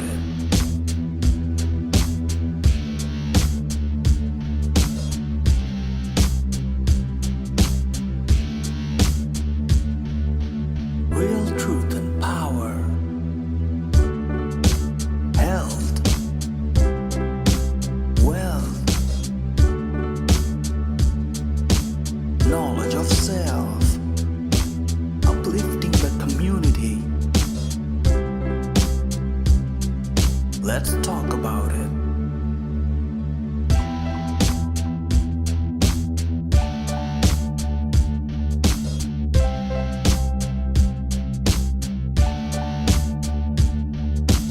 Real truth and power, health, wealth, knowledge of self, uplifting the community. You think viral videos take days? Pixel's here to prove otherwise.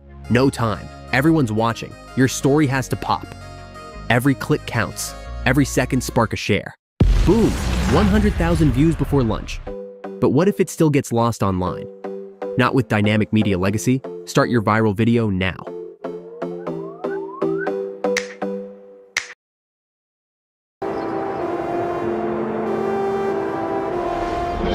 "60 seconds to erase this city or rebuild it from scratch."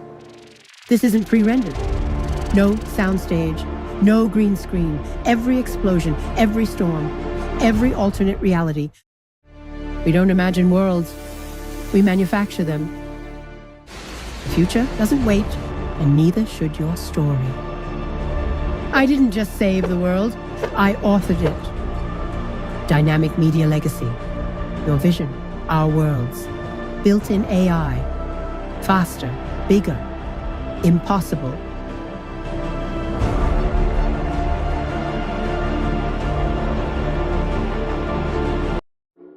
You think viral videos take days? Pixel's here to prove otherwise. No time. Everyone's Baltimore don't sleep, we move.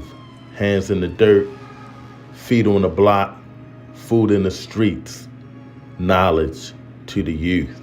This ain't charity, this is power. The Universal Negro Improvement Association running the community like infrastructure. No permission, no waiting. Black self-reliance in real time. Legacy heavy, boots planted, all in the name of Marcus Garvey. UNIA Baltimore Division 106, Barker Clark. We working.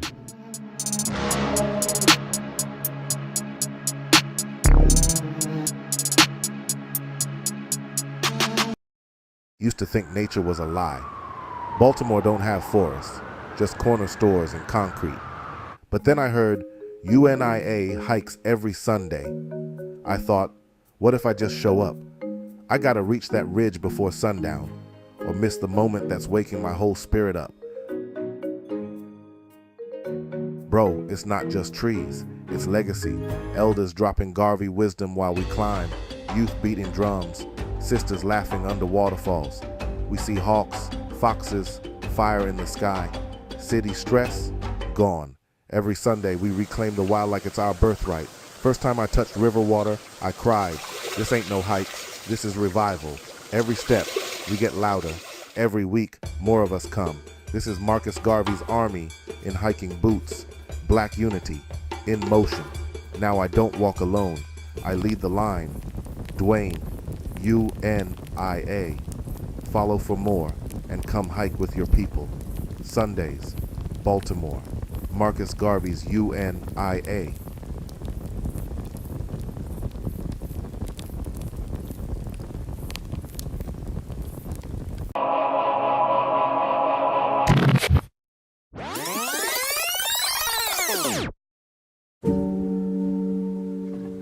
They told me I was dying, but I wasn't ready to go. I dug into the dirt, prayed over seedlings, raised chickens, bees, watermelons bursting with color. Then the UNIA said, this isn't just a garden. They called it liberty. Now the bees hum freedom. My backyard feeds bodies and spirits. But the fence can't hold the harvest. Our people are hungry. Our youth, they're starving for purpose. We need space. We need you. Join the UNIA. Learn to grow food inside and out. Hydroponics, farming, healing, dignity. This isn't agriculture. This is liberation.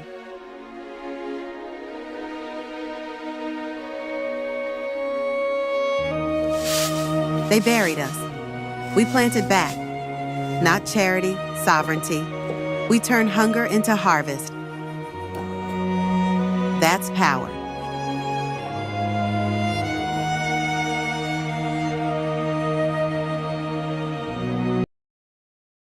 For generations, we've been told that our vote matters, but a question remains. Has it consistently delivered the results our communities have been seeking? Many believe the time has come to build independent political power, to organize, to participate, and to pursue a different path. The Newsome Party says it's time to put Black communities first. The choice has always belonged to us. Our vote, our voice, our future. The Newsome Party. The next chapter begins with the people.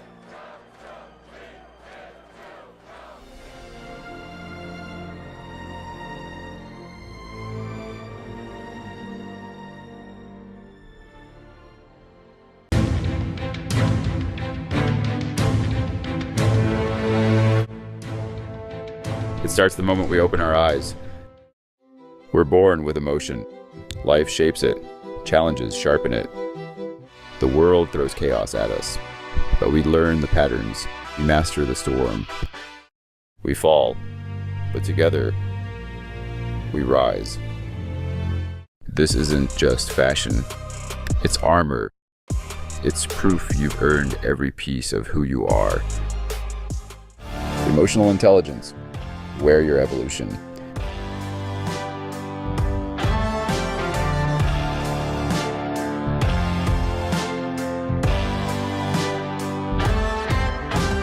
History doesn't remember those who stood on the sidelines. History remembers those who organized. More than 100 years ago, Marcus Garvey inspired millions to believe that a people could rise through unity, organization, and self-determination. Today, that legacy returns to Baltimore. Now for 6 unforgettable days, history, culture, education, and purpose come together. This is more than a convention. It is the continuation of a movement.